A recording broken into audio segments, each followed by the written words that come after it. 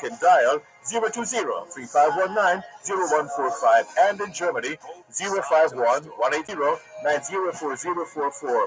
Our email address is bothsides106@live.com, and you can join us on Facebook, follow us on Twitter, or link us up on Skype. We look forward to receiving your instant messages on MSN or Yahoo and your text messages on 365-3346. Remember, we have 2 ears and 1 mouth, so we can listen twice as much as we speak. So stay with us as we listen to both sides of the story. Both sides of the story. Both sides of the story.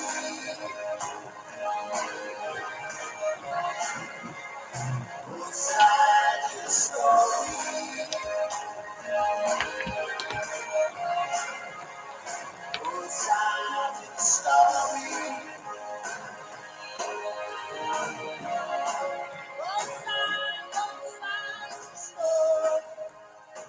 Both sides of the story. We always need to hear both sides of the story. Both sides of the story.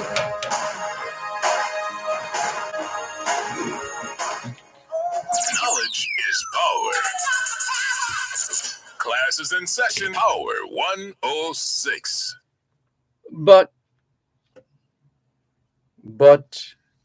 to every mind there openeth a way and way and a way. A high soul climbs the highway, and the low soul gropes the low. And in between, on the misty flats, the rest drift to and fro. But to every man there openeth a highway and a low, and every mind decideth the way his soul shall go. One ship sails east and another west by the selfsame winds that blow. 'Tis the set of the sails and not the gales that tells the way we go. Like the winds of the sea are the waves of time as we journey along through life. 'Tis the set of the soul that determines the goal and not the calm or strife.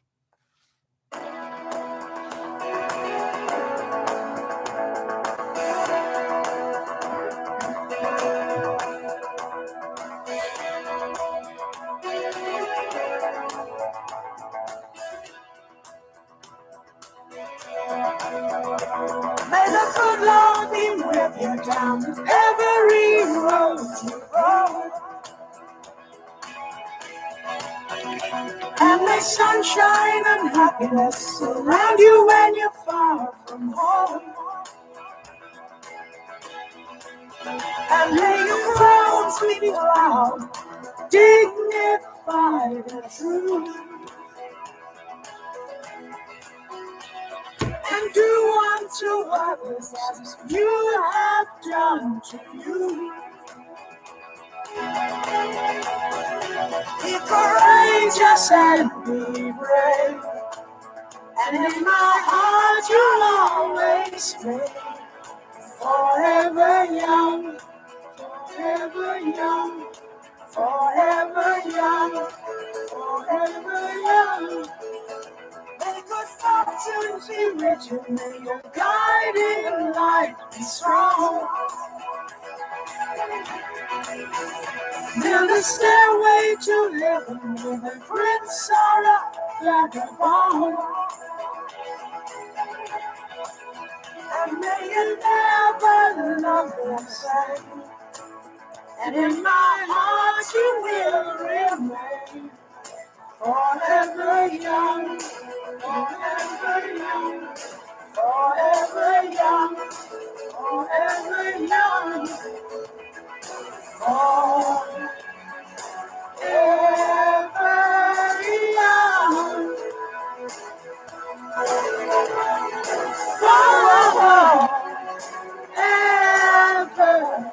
young.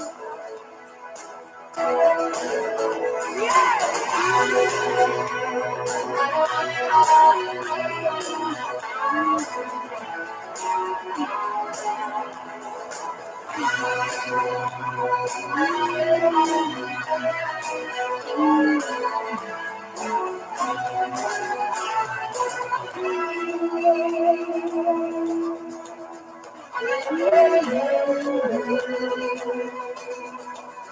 And when you finally fly away, hoping that I served you well. For all the wisdom of a lifetime, no one can ever tell. But whatever road you choose, I'm right behind you, win or lose. Forever young, forever young, forever young, forever young, forever young,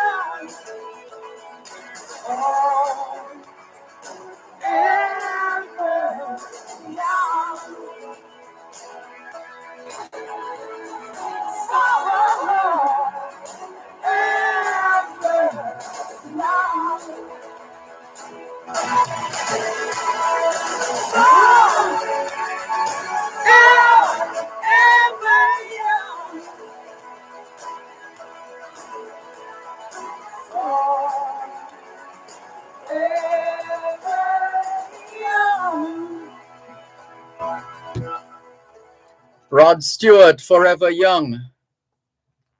That's the theme song for this afternoon's edition of your program, Both Sides of the Story, Para 106 FM.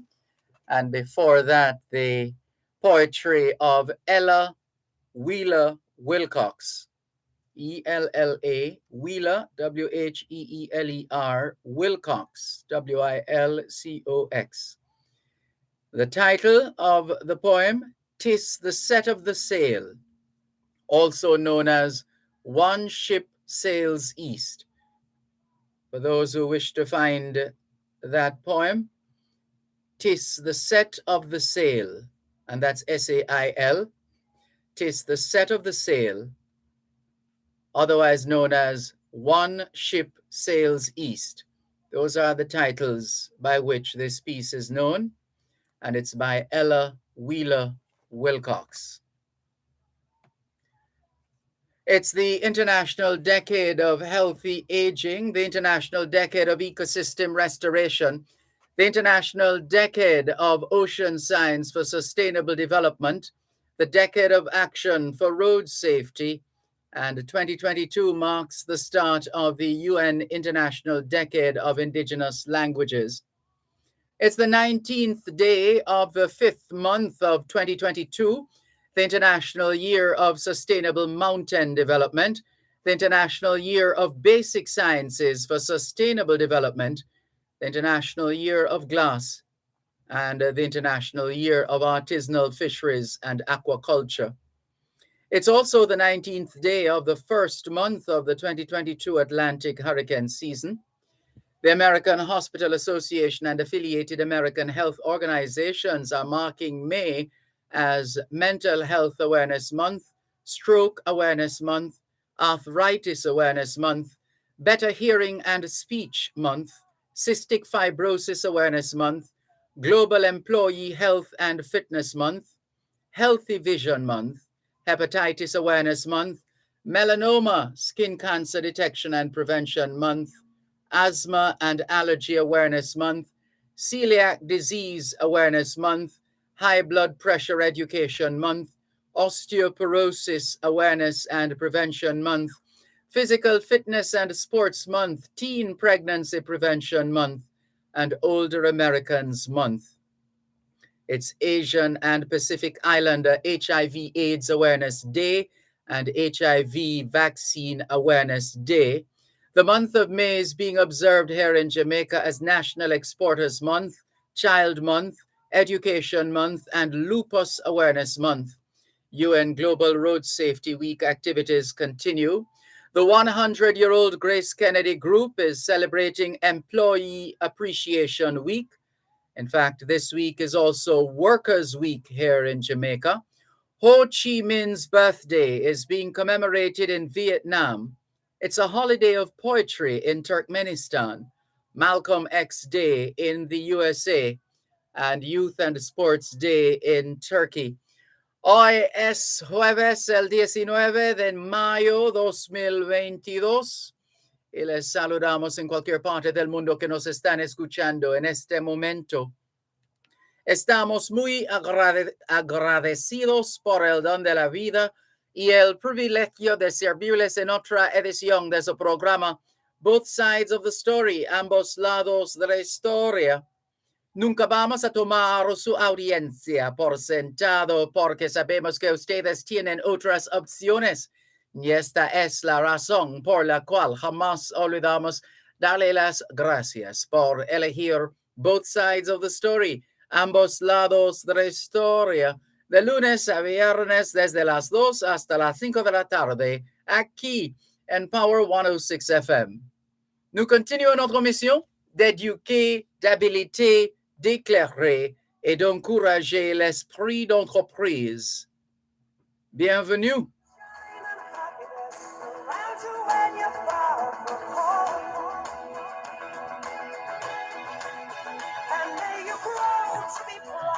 I think my French just got in the way of the Spanish. Now, where did I lose it? Let's go to Nunca vamos a tomar su audiencia por sentado porque sabemos que ustedes tienen otras opciones. Y esta es la razón por la cual jamás olvidamos darle las gracias por elegir Both Sides of the Story, ambos lados de la historia. Nunca vamos a tomar su audiencia por sentado porque sabemos que ustedes tienen otras opciones. Y esta es la razón por la cual jamás olvidamos darle las gracias por elegir Both Sides of the Story, ambos lados de la historia, de lunes a viernes desde las 2 hasta las 5 de la tarde, aquí en Power 106 FM. La misión continúa para educar, capacitar, iluminar y estimular el espíritu empresarial. Bienvenidos.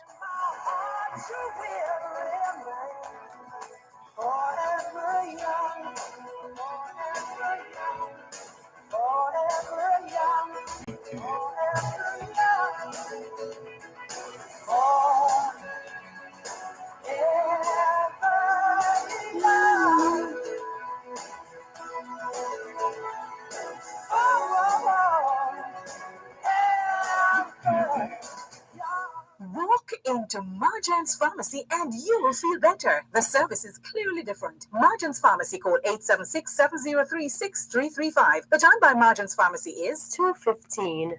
Fix up the place this Labor Day with H&M Rapid True Values Labor Day Sale. May 18th to May 28th. Enjoy up to 20% off safety accessories, tools, lighting, building materials, paints, and Master Painter's paint accessories. Delivery and curbside pickup available. Conditions apply. Oh,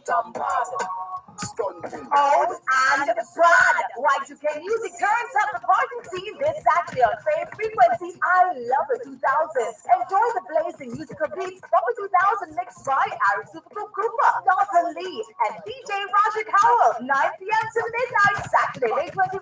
Come join live in studio party along with your host, Chris K. PM at Fame 95 FM 1 or Ari TV Instagram page for your VIP invite. Or show up the Smirnoff vodka mixes in our VIP food watch yourself area and tune in live on Fame 95 FM. Hits 92 FM and Ari TV online at Mixcloud at Fame Frequency and on OneSpotMedia.com. That's Fame Frequency. I love the 2000s. Powered by Smirnoff Vodka, the world's #1 vodka. You must be 18 years or older to drink. Drink responsibly. I said it's getting hot in here, so take off all your clothes.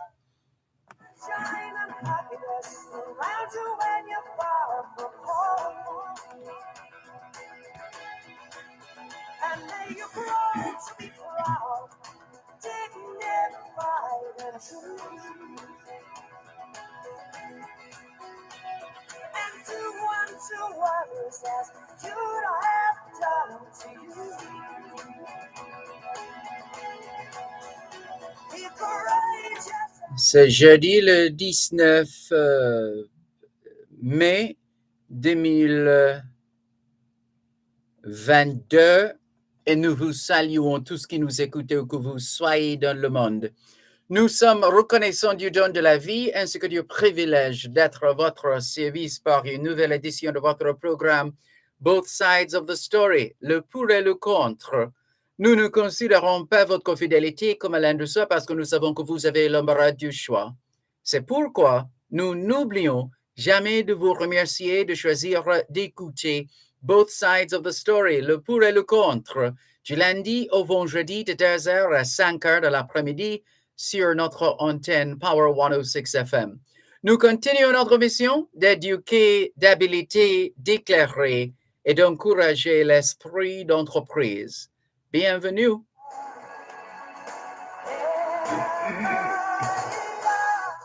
All we're saying is it's Thursday, the 19th of May, 2022, and we greet you well, wherever in the world you are listening to us right now. We remain eternally grateful for the gift of life and the privilege to serve you on yet another edition of your program, Both Sides of the Story. We don't ever take your listenership for granted because we know you have choices.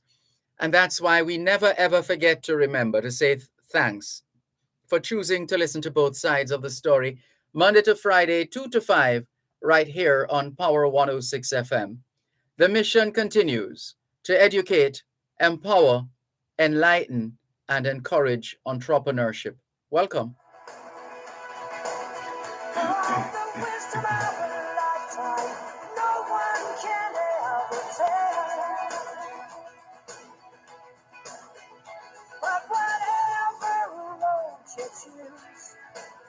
I'm right behind you, win or lose, forever young, forever young, forever young.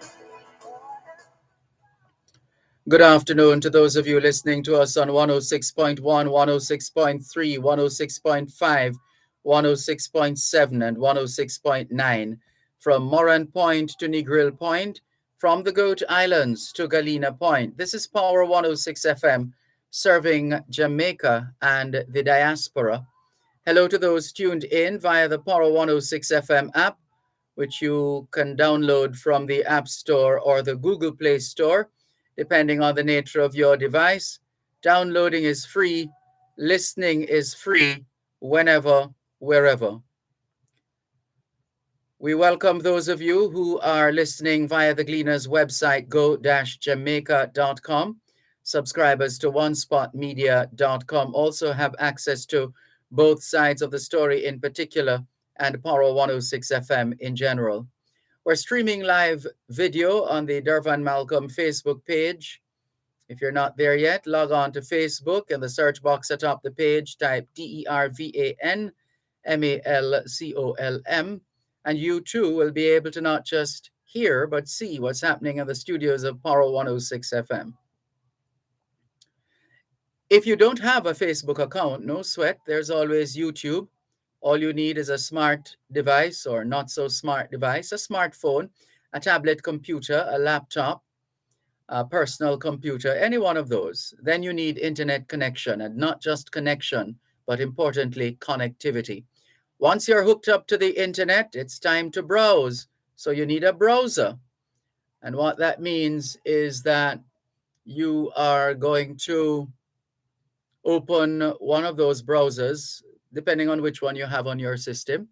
It could be Bing, Safari, Google Chrome, and there are others. Any one of those. Open the browser, start typing YouTube. Before you can finish, the box will populate. If you're doing that now, you should see this video trending. If not, then in the YouTube search box, type DERVAN MALCOLM, and you too will be able to watch Both Sides of the Story here on Power 106 FM. What's on your mind this afternoon? We're anxious to hear. The lines are open. 876-922-4112-5. 876-922-4112-5. The text line is the same as the WhatsApp number, which means you can not only send us your text messages, your WhatsApp messages, your voice notes, but you can call us on WhatsApp as well. That number, 876-365-3346, 876-365-3346.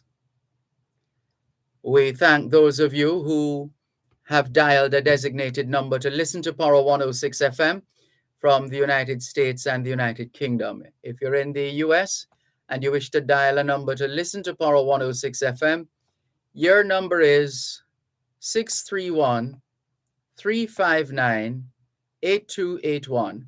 631-359-8281. If you're in the United Kingdom and you wish to dial a number to listen to Power 106 FM, your number is 0330-606-0953. 0330-606-0953. Let's continue with more on your program, Both Sides of the Story. First of all, let's welcome those of you who have joined us already. We thank you very much for your participation. After all, it is your program, Both Sides of the Story, here on Power 106 FM. Let's start off, though, by bringing you up to date with some of the news of the day. Perhaps you have heard the stories before. Maybe you haven't been able to follow the news because you've been extra busy today. And so we are going to assist you in that regard by sharing with you some of the stories that are making the news, more precisely, stories from the Gleaner's website, jamaica-gleaner.com. And let's see what's trending right now. Man injured in Tex Lane gun attack. We seem to have an obsession with guns in Jamaica. And we also have quite a few idlers, and needless to say, idle hands. And these idle hands invariably get a hold of weapons. And you know it's just pure death and destruction after that, right? A man was shot and injured on Tex Lane in Kingston this afternoon. It's reported that heavily armed men invaded the community and opened fire. Crime scene investigators are now in the area. Deputy Superintendent Linville Phoenix, head of operations in the Central Kingston Police Division, is now on the ground with a police team doing a house-to-house operation, we're told, and there's more information to come. And there's another story doing the rounds right now on the Gleaner's website. Alleged Pathways killer to no trial date on October 6. A trial date will be set on October 6 for murder accused Andre Ruddock, who's charged for cutting the throat of a woman during an alleged church ritual in St. James. The accused, who appeared remotely in the Home Circuit Court this morning, had been evaluated by a forensic psychologist. Outstanding documents such as a post-mortem report and a ballistic certificate were received in court this morning by the prosecution.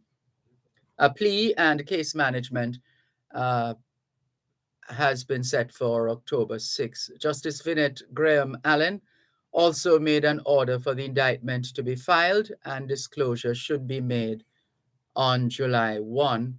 The post-mortem and ballistic certificate should also be disclosed on or before July 1.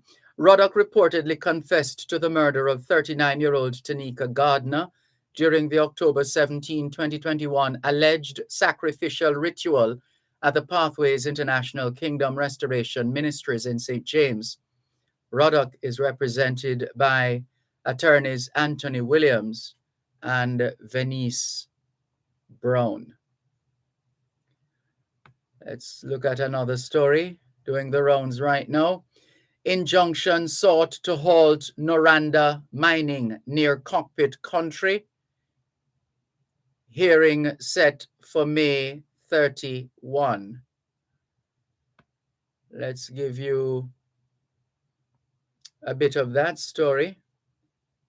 The Southern Trelawney Environment Agency and farmer Clifton Barrett are seeking an injunction from the Supreme Court to bar Noranda Jamaica Bauxite Partners 2 and New Day Aluminum Jamaica Limited from any mining activity until a case against them has been decided. The application for restraining orders, which names the Attorney General as first defendant, has been set for May 31. The claimants are suing the Attorney General and the bauxite companies over the proposed mining in sections of St. Anne and Trelawney. The trial is down for October 24 to 27 and 31. Now, they want the court to block any activity before the trial takes place, hence the injunction that was applied for on March 29.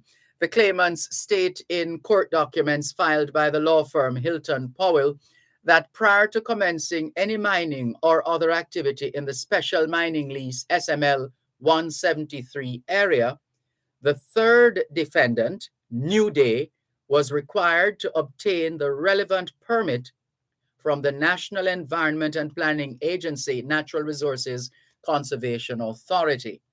The permit to mine in areas near the ecologically sensitive cockpit country was released in February. On March 3, Noranda and New Day indicated that they intended to start work preparatory to mining this year, the claimants are contending. They argue that unless restrained by the court, the defendants threaten and intend to commit constitutional breaches. If the defendants are allowed to proceed or continue, the injury to the community and environment will be irreparable, and the court's judgment at trial may be rendered nugatory since the damage would have already been done, the claimants said. The SML 173 mining lease dated August 28, 2018, between the government and New Day establishes more than 1,200 hectares of land for mining. It provides for New Day to appoint Noranda as its agent to mine the bauxite and perform other related activities. The defendants, who are being represented by the law firm Patterson Mayer Hamilton, have rejected the claimants' arguments, noting that issues relating to their operation have been in the public domain for some time now. And the story goes on. You can read more on the Gleaner's website. You're listening to Power 106 FM. The time is now 2:30. Fix up the place this Labor Day with H&L Rapid True Values Labor Day Sale. May 18th to May 28th. Enjoy up to 20% off safety accessories, tools, lighting, building materials, paints, and Master Painter's paint accessories. Delivery and curbside pickup available. Conditions apply. Treat yourself to famous Jamaican jerk dishes at Sweetwood Jerk Joint. Succulent pork, chicken served with mouth-watering side orders. Sweetwood Jerk Joint, open every day. Call 876-906-4854 or come to 78 Knoxville Boulevard in Kingston in a secured environment. Across from Emancipation Park, all COVID-19 protocols observed. Sweetwood Jerk Joint, the home of Jamaican jerk.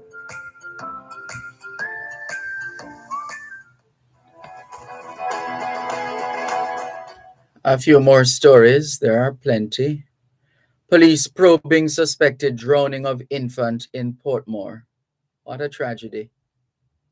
We have to be so careful in terms of monitoring the children and making our homes and our yards baby proof or child proof, so we don't have pails and buckets and pans of water hanging about the place, because you know the children are going to splash, right?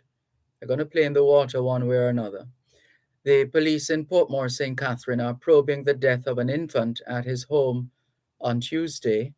It's reported that the 1-year-old was found face down in water in a bath pan by his parent around 12:50 p.m. at their home in Bridgeport.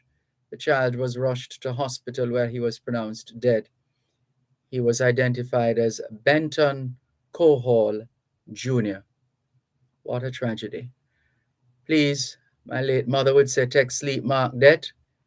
Let's use the opportunity to do an audit of our household and our yards just to make sure we don't have any hazards like a pail of water or a pan of water or a bucket of water or a drum of water that the children can easily access.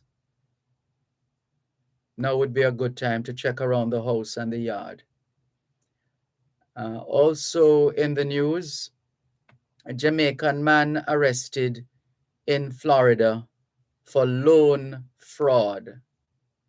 42-year-old Jamaican-born Omar Smith is facing the possibility of 30 years in prison in the United States after his arrest on bank and wire fraud arising from a payroll protection loan he received for his business. Federal prosecutors, let's continue with the story. Federal prosecutors contend that Smith, a past student of Jamaica College and a political consultant in South Florida, lied on his application to obtain more than 200,000 US dollars. Federal prosecutors in a charging document to the Federal District Court in Fort Lauderdale accused Smith of conspiring to commit bank fraud and wire fraud. Smith worked as a consultant for South Florida-based Jamaica-born politician Dale Holness from 2019 to 2021. Holness, who lost his bid to win the 20th congressional seat in Florida last year in a special election to fill the vacant seat, is again a candidate for the seat running in the Democratic primary set for August 24 this year. Federal prosecutors said that in June 2020, Smith applied for a $212,500 US forgivable federally guaranteed Paycheck Protection Program loan on behalf of his company, A Star for One Incorporated, based in Florida. The court papers unsealed in the district court said Smith justified the loan application, claiming that the company employed 30 people and had a payroll of $85,000 per month. Prosecutors say records show that the company employed 0 people and had no employees or payroll expenses.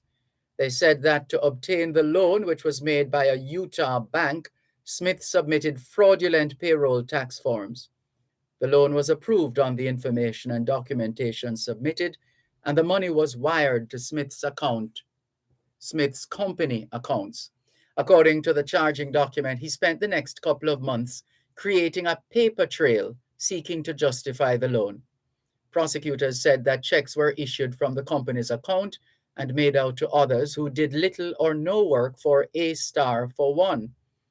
If convicted, Smith faces a possible 30-year sentence and a fine of $1 million US. We do recall during that period, this was the early stages of COVID-19, when it was brought to our attention that the American government had this facility available.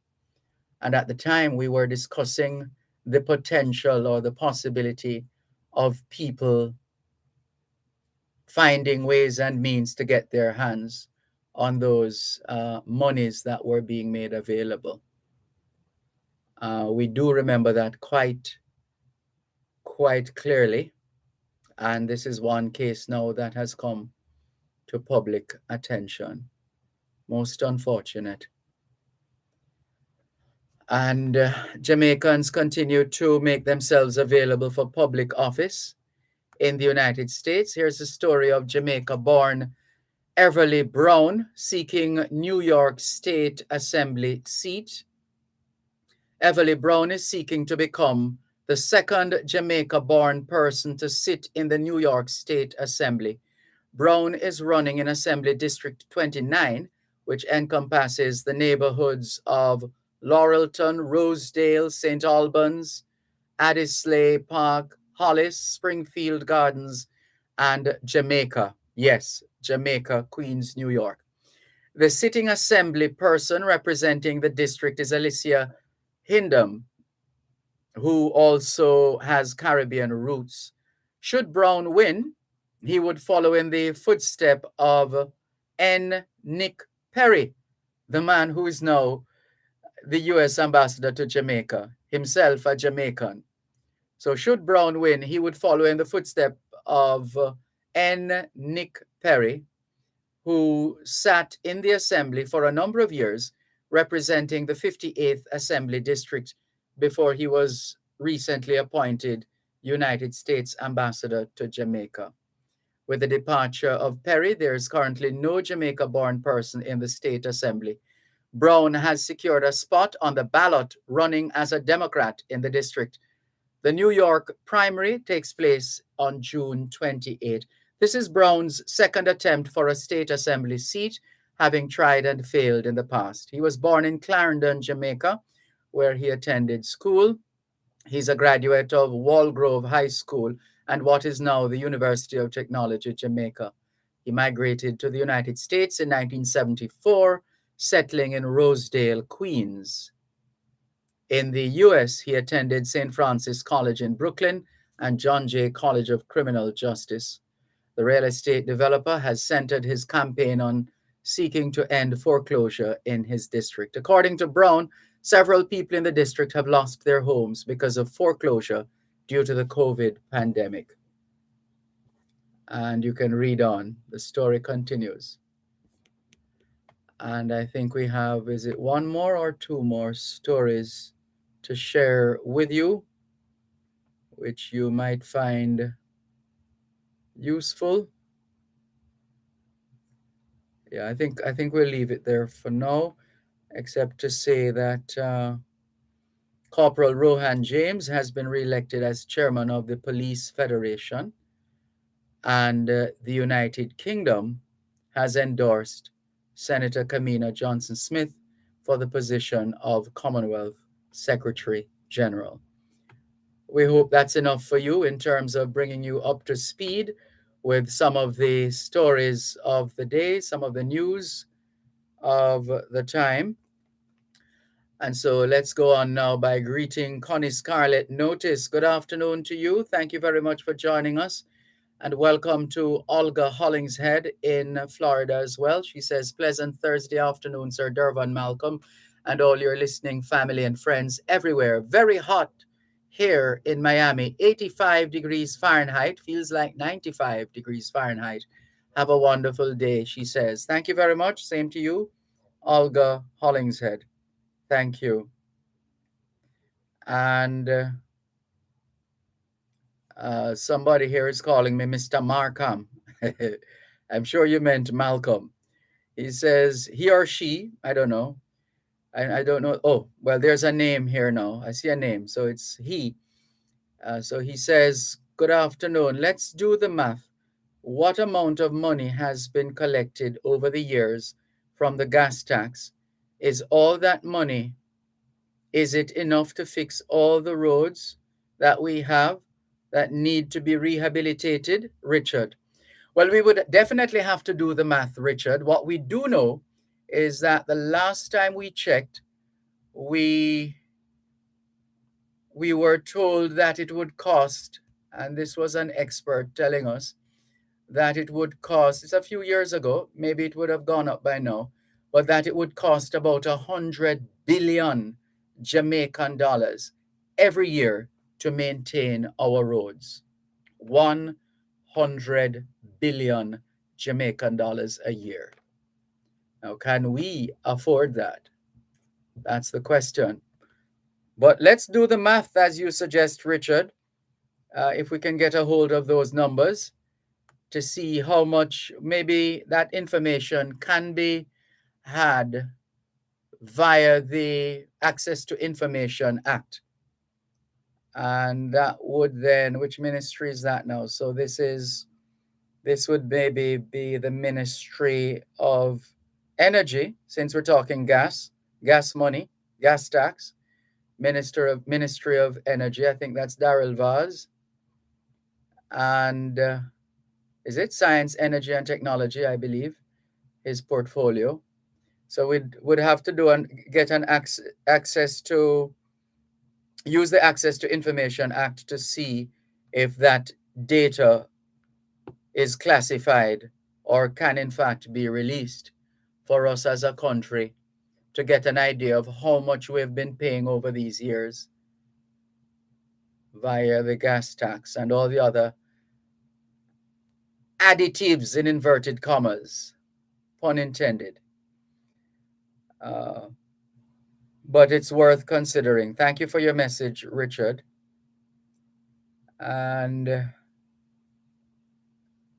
let's see. CNN always has breaking stories. These days, every story is a breaking story. One just popped up a while ago. We'll check it.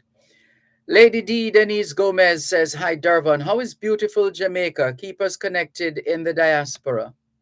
Thank you very much, Lady D. Denise Gomez. Good to see you online.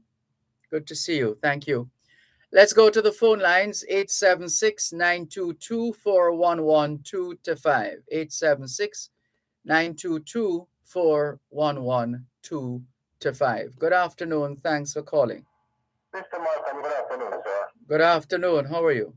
Very good, can you? Fine, thanks. I'm a little bit annoyed sometimes you go to some of the corner shops, the supermarket, the gas station, and you purchase something. They say, oh, I have a $5 change and I have a $2 change, I gotta owe you, and you will never get that money back. Well, maybe when you come upon that situation again, you should just tell them thanks, but no thanks. You're going elsewhere to shop. Well, I do that, but then again, you run into the same thing when you go to other places. Yeah, well, shop overseas then. I use the credit card and the card, right? Or something like that. Yes, if you use the card, you won't have that issue at all, whether debit or credit. Yes.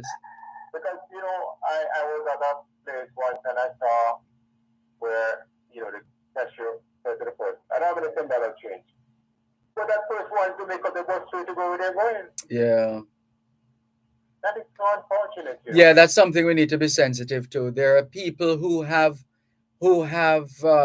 sort of budgeted, arranged their funds in such a way. They know they're going to this shop to buy these items. They have an idea of the price. They know they have to leave $100, $200, however much it is, to take the bus or the taxi, or to take more than one bus or taxi.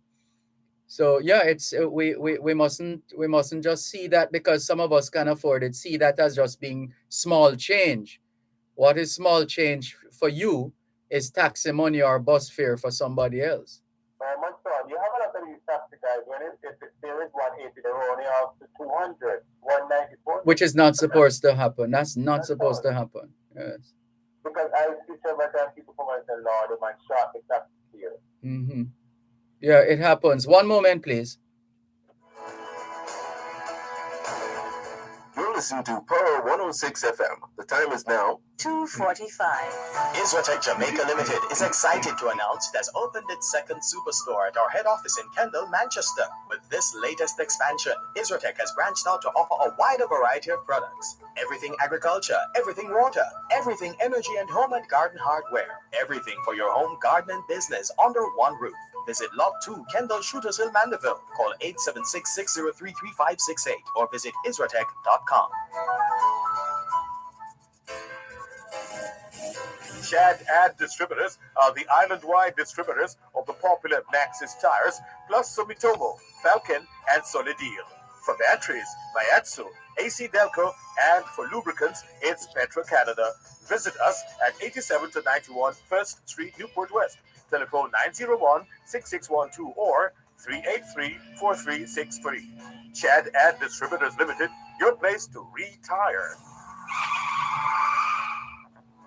And in my heart, you'll Thanks a lot for staying with us here on your program, Both Sides of the Story, Paro 106 FM, still streaming live on the Gleaners website, go-jamaica.com, live on your smart devices all over the world, taking your calls on 876-922-4112 to 5.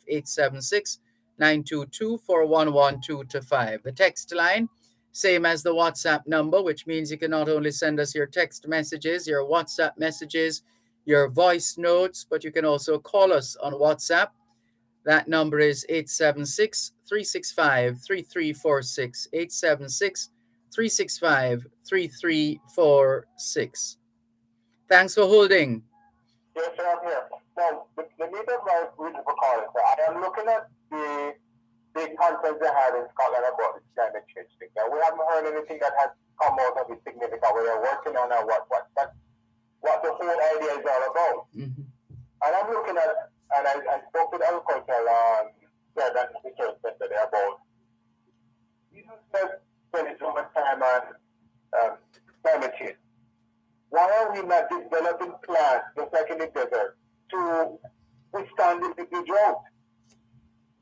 Because you always talk about water. We need to have those, because the cactus there, it withstands how many heat and months and years without water. So why are we not looking in that aspect? Yes, you're talking about building resilience. It's like poverty, for example. Where are you going to just continue to feed poverty, or are you going to put in place mechanisms and systems that will minimize poverty and empower the poor? Very much so. Yes. Because So we are expecting the world to get warmer based on their prediction. And I think that's our article somewhere to say within the next 5 years, we are going to reach about 0.5 Celsius in climate at temperature. yeah. So we need to, because every situation that occurs, it enables us to do better and to become more creative. Yeah, and this is the thing. Man, I like to say, man was made for this. It's just a fact of life. Yes. Man finds ways and will always find ways to survive and employ whatever knowledge, experience, expertise, know-how, or just trial and error in coming up with solutions for the problems of the world. And so we should not feel daunted. We should be excited, actually, and ready and anxious to solve the next problem that needs solving. I don't think we get too excited about problem solving in this country. I think the tendency is to see, boy, I mean, I know, years them I try to do that and it not happening, boy, I mean, I think that can happen. That kind of attitude, as opposed to, all right, let's give it a try and see how it goes. That's it. And my final point is, I'm looking at the electric cars coming into Jamaica. What percentage of electricity would it be used? Would it escalate in a way that it would create problems? Because they is excited that they will get more electricity used. But do we have the capability to supply the country with this kind of electricity? It's probably the case. Well, I thought about that when I was heading to work this afternoon and saw a technician working on one of those charging stations, motor vehicle charging stations. It's a good question. It's a good question, something worth following up. Yes. Thank you. Thank you for the call. Take care. This is your program, Both Sides of the Story, Para 106 FM. Good afternoon to Dr. Sharon Wiles. Last time we spoke with her, she was in Canada. Here she is in Jamaica right now. She says, greetings from Waterhouse, Jamaica, on a mission for King. And that's what she does. She's a missionary, among other things, philanthropist, and on a mission. She has been seeing to the needs of the needy, the dispossessed, the underserved, the forgotten. And it doesn't matter where it takes her, she goes there Whatever you think of this area or that area, she doesn't see area, she sees people. And wherever people are in need, she goes there. Well done, Dr. Sharon Wiles. And you continue to take care of yourself and be safe. Good afternoon to the people of Waterhouse. Quincy Brown in the Cayman Islands says, good afternoon, happy Thursday. It's a pleasure to tune in and listen. Thank you very much, Quincy Brown. Amen, amen, says Sharon Wiles, Dr. Sharon Wiles. Thank you very much for listening and watching and participating. Good afternoon to Cherry Henry. She says, good afternoon, Mr. Dervan and listeners. Have a good day. Same to you, Cherry Henry. Asha Ash says, hi, Dervan. Just tuning in from London, England. Dervan, earlier today, I was watching the time. When 2 o'clock came around, I was saying, how Dervan don't start yet, forgetting I'm still in London. So it is. It happens, Asha Ash. And Natalie in Washington Gardens says, good afternoon, all. Very interesting Gleaner stories. Jamaica is a very eventful place, she says. Indeed, it is.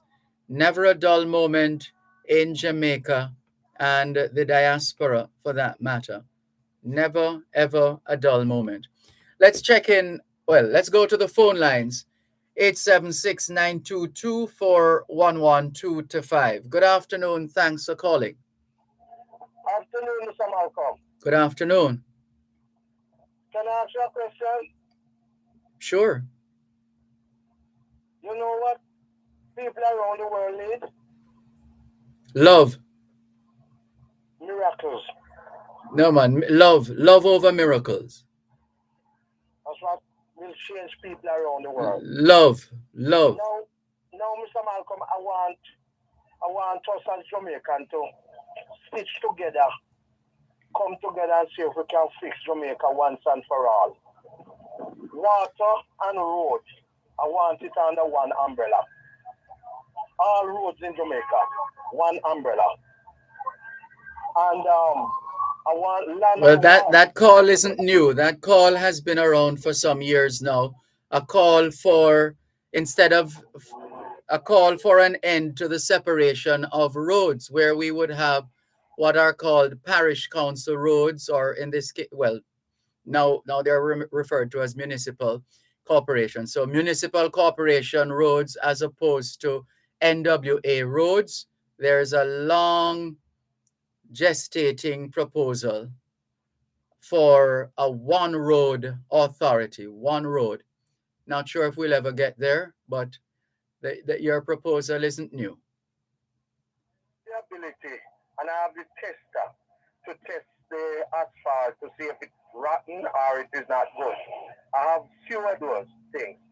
But so you're going to seek employment with the National Works Agency, no? Well, I think I will have to meet with Mr. Shaw, one of them, soon. But forever, we have to get it right. And it seems like it's the minority in this country know the know-how and know what to do.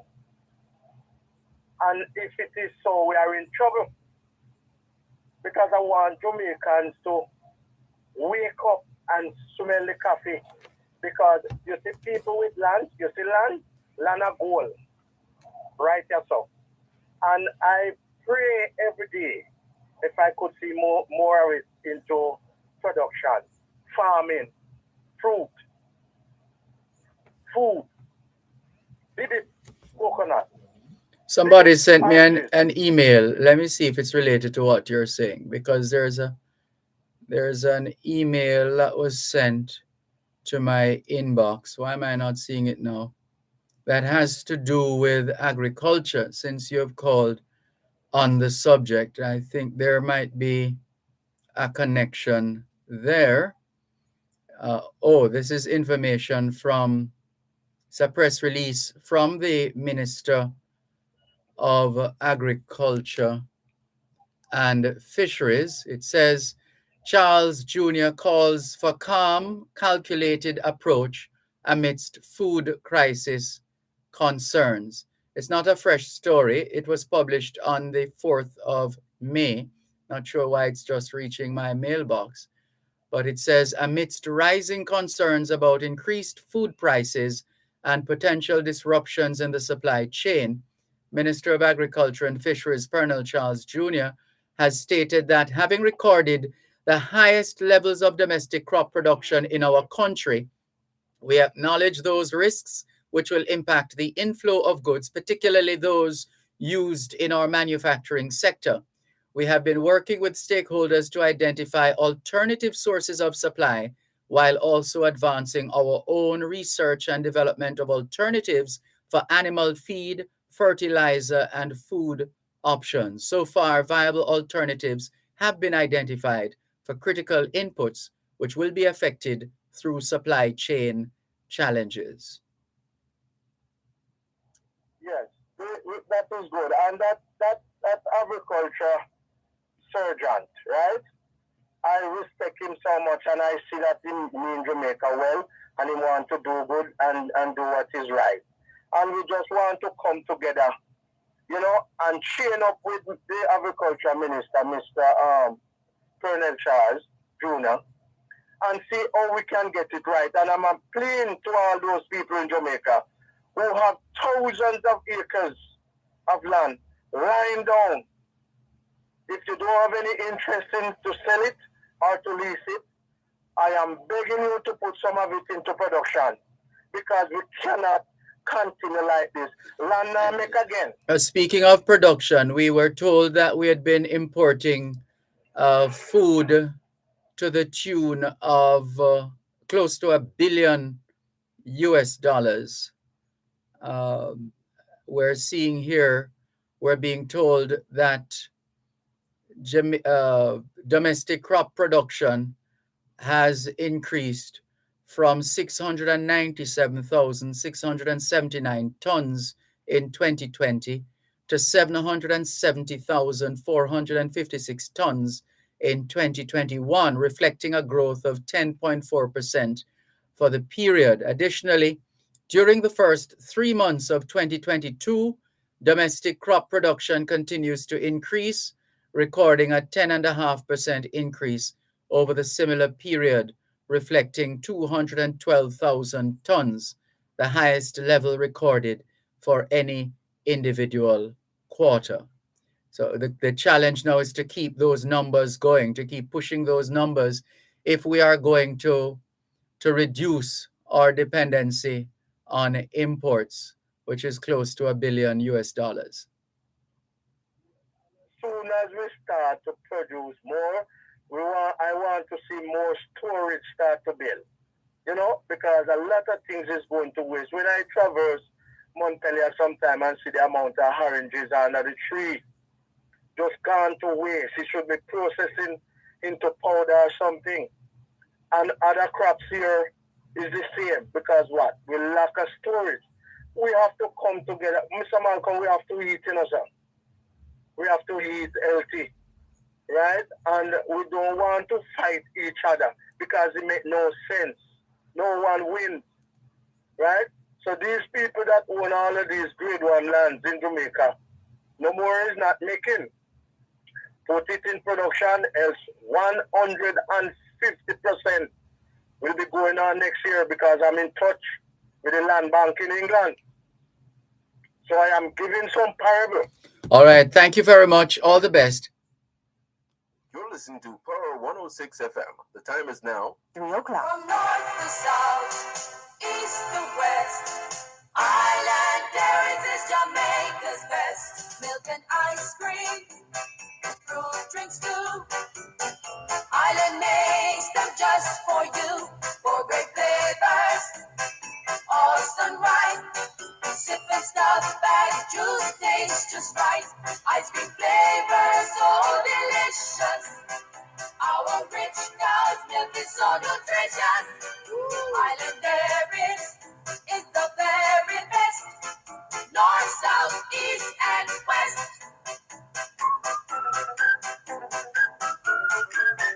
Island Dairies is Jamaica's BEST best. PSOJ's Crime Stop Jamaica 311 unsolved. We need your help to solve the brutal murder of Ricky Shrimpy Bailey. 5:10 a.m. Wednesday, January 1, 2020. Mr. Bailey had just left a New Year's party at Sabina Park when he was attacked and shot to death. Crime Stop Jamaica and concerned citizens are offering a total reward of $800,000 for information leading to the arrest and charge of those responsible. Call Crime Stop Jamaica 311. Solving crime pays. Farmers, farm store owners, Caribbean Chemicals Jamaica Limited has all the answers for your farming needs. Tune in every Wednesday during Farm Talk for the feature Farming Today, as we educate you on how to farm smarter. That's Farming Today, every Wednesday during Farm Talk, 6:18 to 6:45 a.m. Brought to you by Caribbean Chemicals Jamaica Limited, 2 East Ashenheim Road, Kingston.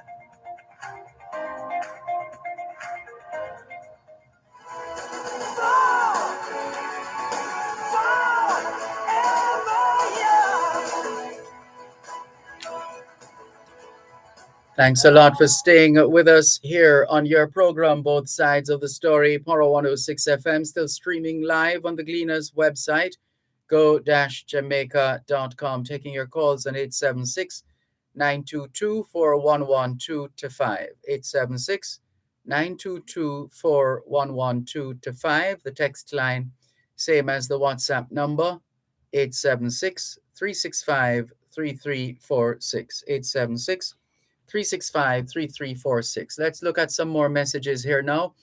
This one says, can someone offer an able-bodied 63-year-old man a job as a customer service rep, front desk security, etc.? Please call 876-704-265. A digit seems to be missing here. Is it? Let's try that again. 876-370, 876-370-4265. I am an author of 2 books, but I need to earn some money now, says this person. I need the job in either Kingston, St. Andrew, or Portmore. Please call either. And these are the 2 numbers. Well, 3 numbers now.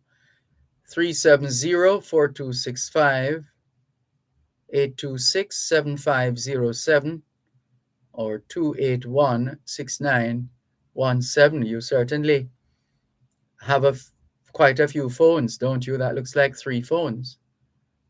I see. And this one says, Mr. Dervan, good afternoon. Please tell Mr. Dunn that we need the main road in, where is this now? Brainerd in St. Mary. Never heard of that place before. Brainerd.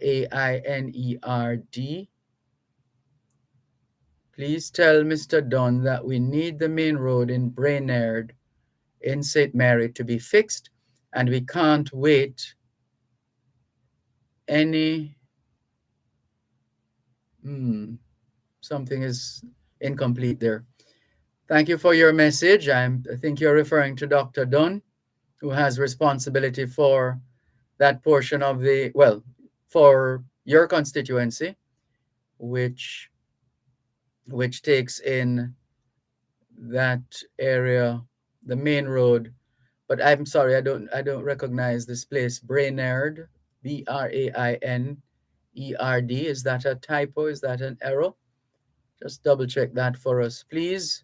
Thank you very much for your message nonetheless. Let's go over to WhatsApp right now. Quite a few messages. And we have some leftovers from yesterday as well. Paul in London says, good afternoon, brother. Yes, they may be gone, but not forgotten.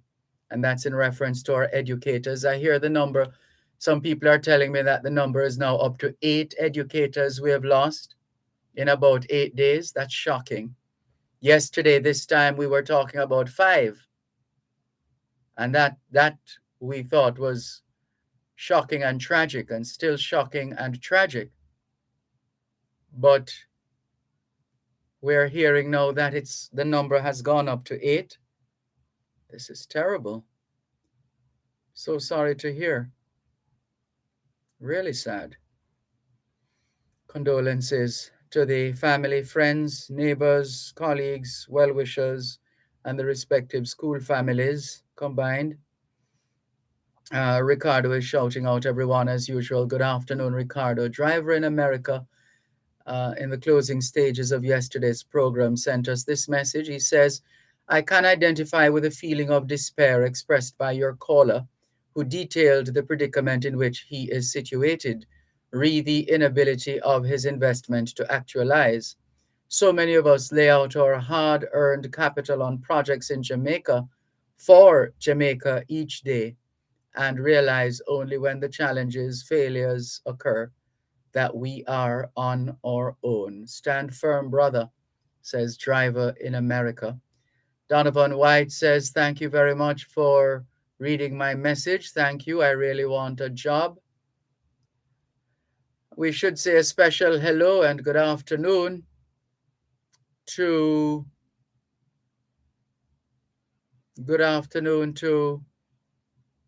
Mrs. Eileen Budai. What a generous lady, generosity of spirit, and a sharing, caring lady.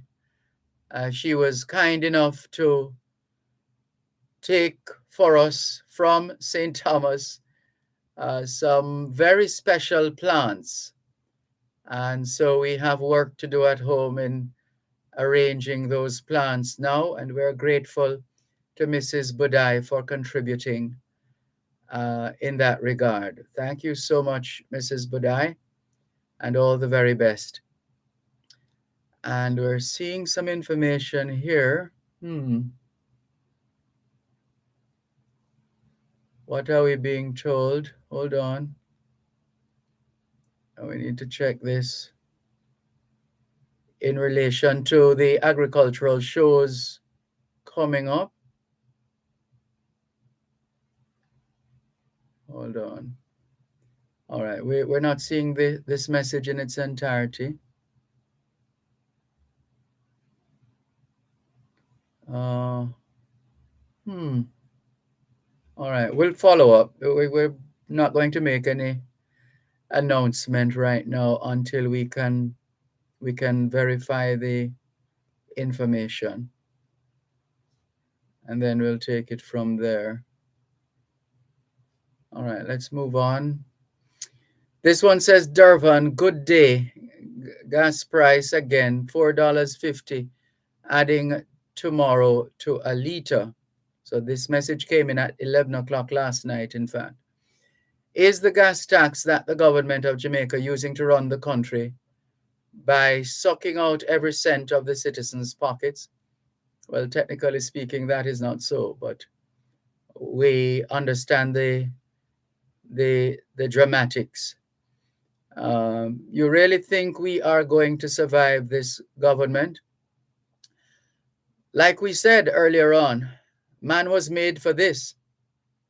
Whether the government of Jamaica or the governments of the world, because we're not immune from all that happens elsewhere in the world. And mankind will do what mankind has always done: survive. And in a number of instances, do better than that, thrive. By now, people know the power that is in their hands, and they use it however they please, however they feel, and life will go on, even without us. That's just a fact of life. Anyway, the message goes on. This high cost of gas every day will soon make us all in darkness and no food.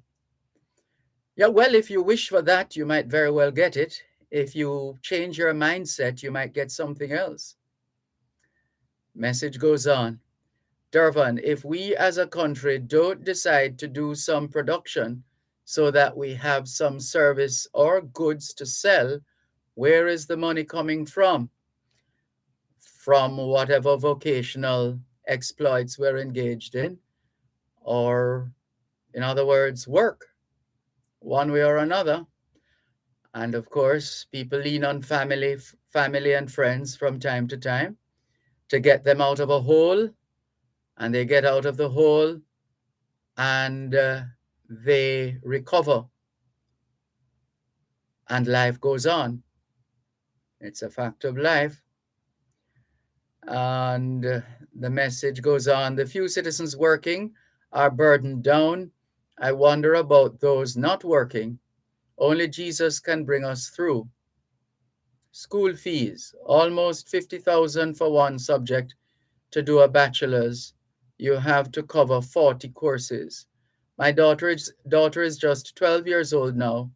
So when it is time for her to go to the university, it's not going to be possible. That mindset is wrong, Arlene. Come on, Arlene. You're closing every door before even opening them. That mindset is not going to take you anywhere. Your daughter is just 12 years old now, 12 years old. So when it is time for her to go to university, it is not going to be possible. Do you know what's going to happen in the next second, Arlene? Do you know what is going to happen in the next minute? How about the next hour? The next 24 hours? The next week? We have never been privy to that information in the history of the world. We've been born with certain features, like a brain and limbs and so on and so forth, and capacity and talent. And so we're going to, and then the hope is that we have an enabling environment. But even if there isn't an enabling environment, man will find a way. Man will find a way. That's just a fact of life. But please, don't set up all those roadblocks unnecessarily. There's no need. The road is clear now. There are no roadblocks now. Let's make hay while the sun shines. Goodness, serious times we're living in, she says. Thank you very much, Arlene, for your mixed message, because in some instances you seem to be positive. In other instances, you seem to be a doubting Thomas. Let's go through the other messages. Let's see. Go up the line here. All right, who is this? Frank Lawrence. Greetings, Brother Dervan. Keep up the teaching lessons. For those who are interested in corn, maize, they should read the book Merchant of Grain by Norman. Doesn't say Norman who or who Norman, but you can Google it, I guess. Merchant of Grain by Norman. Also, the history of corn on Google and the various inputs for corn production on Google. They will find that the growing of corn, especially in tropical countries, is no magic or wishful thinking. And that's from Reverend Dr. Frank Lawrence. Thank you very much, Reverend Dr. Frank Lawrence. You're listening to Pearl 106 FM. The time is now 3:15. Your taxes hold the key. Property owners, property taxes for year 2022-2023 are due. Payments can be made in full, half-yearly or quarterly installments. So many ways to pay. You choose. Online at jamaicatax.gov.jm, the TAJ mobile app, mobile tax collection unit, and NCB online banking. Call 888-TAX-HELP. That's 888-829-4357, or visit jamaicatax.gov.jm for details.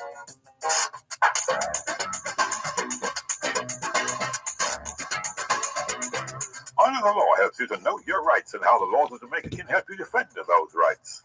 We've been doing it for 50 years. That's right. The program is brought to you on Wednesdays by the Bank of Jamaica, Building an Inclusive Economy, and on Thursdays by the Ministry of Labor and Social Security, providing opportunity, stability, and social protection. Under the Law at 6:45 and 8:55 a.m. and at 4 and at 9:55 p.m. Wednesdays and Thursdays on Power 106 FM.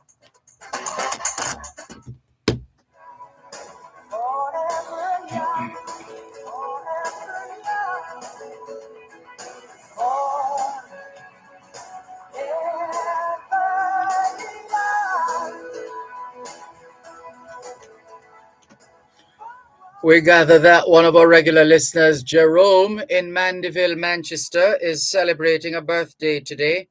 Happy birthday to Jerome in Mandeville, Manchester. Thank you very much for making it both sides of the story here on Power 106 FM, still streaming live on the Gleaners website, go-jamaica.com, live on your smart devices all over the world. Let's go down the line here and share a couple more messages. First up, good afternoon to Donovan White. Good afternoon to Violet White. She says, good afternoon, Dervan. Good advice to that mother about her 12-year-old. Alexandra Taylor says, greetings, my dear friend Dervan. Greetings to you too, Alexandra Taylor. Good to have you on board. Jose Diaz says, good afternoon, Dervan. My condolences to all the relatives of the teachers who have passed away. So sad. And Casita Johnson says, good afternoon, Mr. Malcolm. I guess you're well focused and answer some questions very intelligently. You're very kind, Casita Johnson. We can only respond to the stimuli or stimuli in this space. And that's what we do. We try our best. Thank you very much for your kind message. Another one here says, good afternoon, Mr. Malcolm. Your program is very interesting. First time texting you, Mark in Canada. Welcome, Mark in Canada. It's good to have you join us here on both sides of the story. Power 106 FM, still streaming live on the Gleaners website, go-jamaica.com, live on your smart devices all over the world. Taking your calls on 876-922-4112-5, 876-922-4112-5. Text line, same as the WhatsApp number, which means you can not only send us your WhatsApp messages, your text messages, your voice notes, but you can also call us via WhatsApp. That number is 876-365-3346, 876-365-3346. Here's an update. Grand jury indicts man in Buffalo supermarket shooting. Remember that story? The white man accused of killing 10 black people at a supermarket in Buffalo appeared in court today, standing silently during a brief proceeding attended by some relatives of the victims after a grand jury indicted him. Peyton Gendron, 18, wore an orange jail uniform, a mask, and handcuffs. As he was led out, someone shouted, "Peyton, you're a coward," from the courtroom gallery. He's being held in jail without bail. Assistant District Attorney Gary Hackbush said the first-degree murder indictment, which covers all 10 deaths, was handed up Wednesday. 13 people in all were shot Saturday at the Tops Friendly Market in a predominantly black neighborhood of Buffalo. Authorities are continuing to investigate the possibility of hate crime and terrorism charges. District Attorney John Flynn said his office would not comment on the case while the grand jury investigation continues. So that's a news story that came through a short while ago. And I think I'm just checking if there are any other updates. No. All right, so we're going to leave that for the time being and continue with more of your calls and your messages. So here's some history now.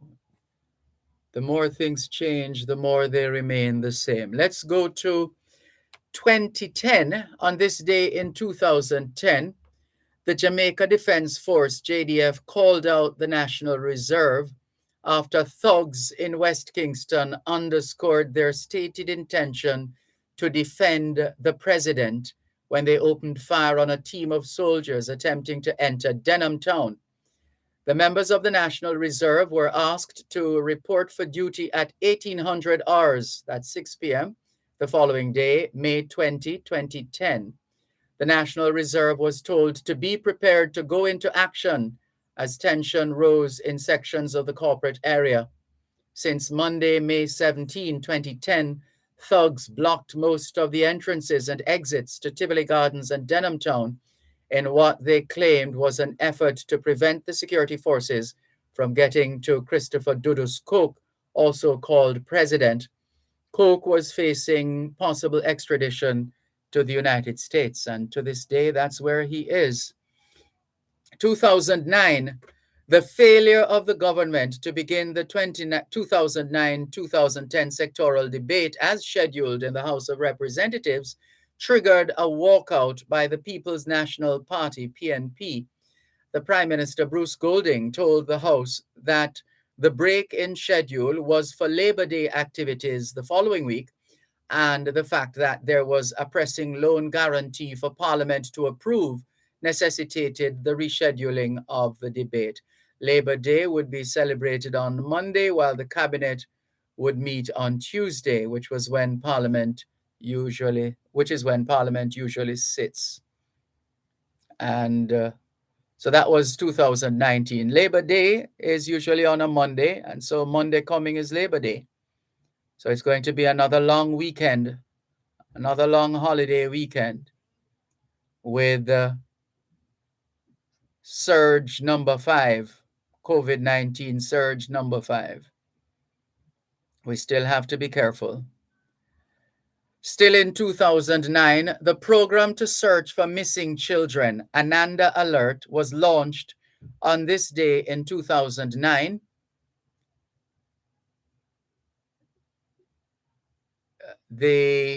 Just before the launch, the nation reacted with shock and horror as news broke that a body was found in Red Hill, St. Andrew. A body found in Red Hill, St. Andrew was that of 11-year-old Ananda Dean, who had gone missing. On this day in 2009, Ananda's death gave birth to a program aimed at finding missing children as quickly as possible. Once your child is missing, you should, 1, try immediately to contact friends, relatives, and associates of the child. 2, go to your local police station and file a missing person report. Do not wait 24 hours. Do not wait 24 hours. 3, in attending that station, take a most recent photograph of the missing child. 4, ensure that you are given a receipt by the police after making your report. If you are not satisfied with the response of the police, ask for the station supervisor or superintendent in charge. And finally, if you locate the child before the police, inform them immediately. So that was 2009, and the Dean family having to deal with another loss with the news that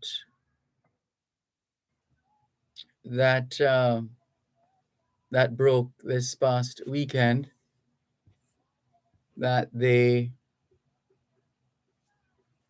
Tuesday to be precise, actually, Tuesday, when the police reported a quadruple shooting at Medarest, and as it turned out,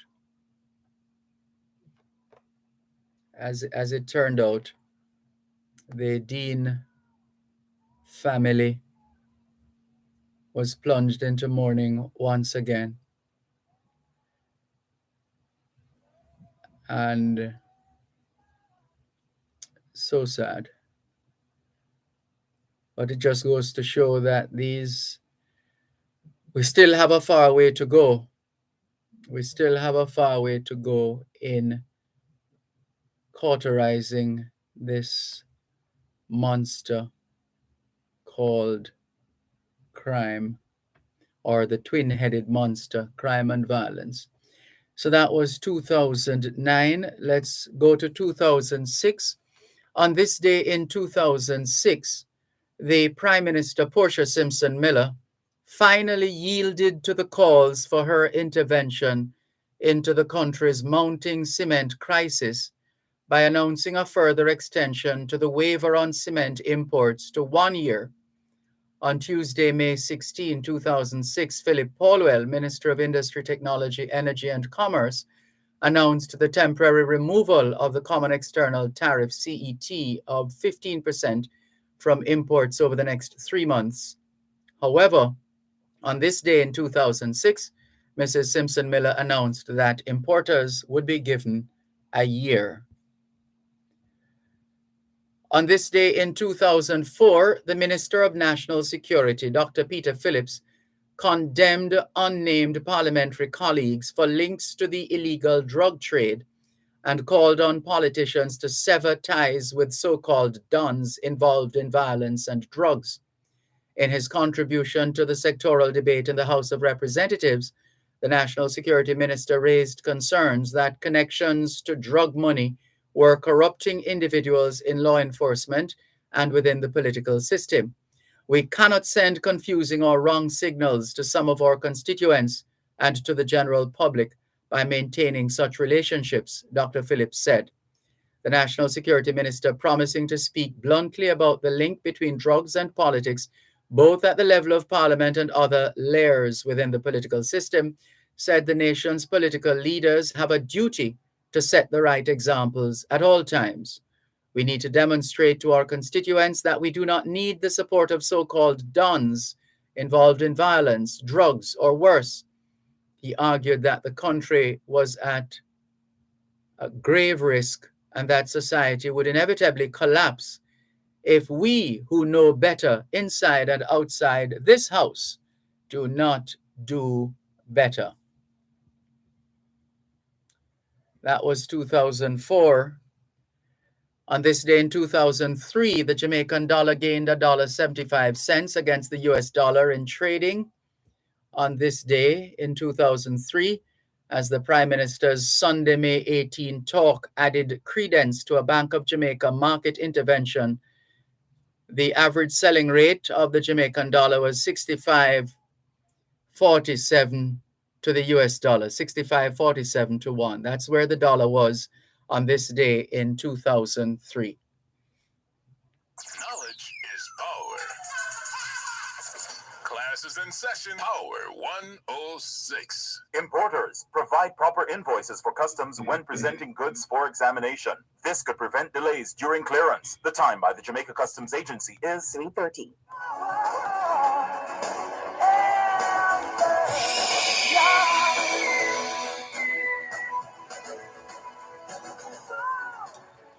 Thanks a lot for staying with us here on your program, Both Sides of the Story, Power 106 FM. Still streaming live on the Gleaners website, go-jamaica.com. Live on your smart devices all over the world. Taking your calls on 876-922-4112-5. 876-922-4112-5. The text line, same as the WhatsApp number, 876-365-3346. 876-365-3346. And let's see, a couple more messages before we go to a scheduled interview. Jamaica Love says, bless up, teach. Bless up to you too, Jamaica Love. This person has sent us a voice note. We'll have to listen to it off air before we can determine what to do with it.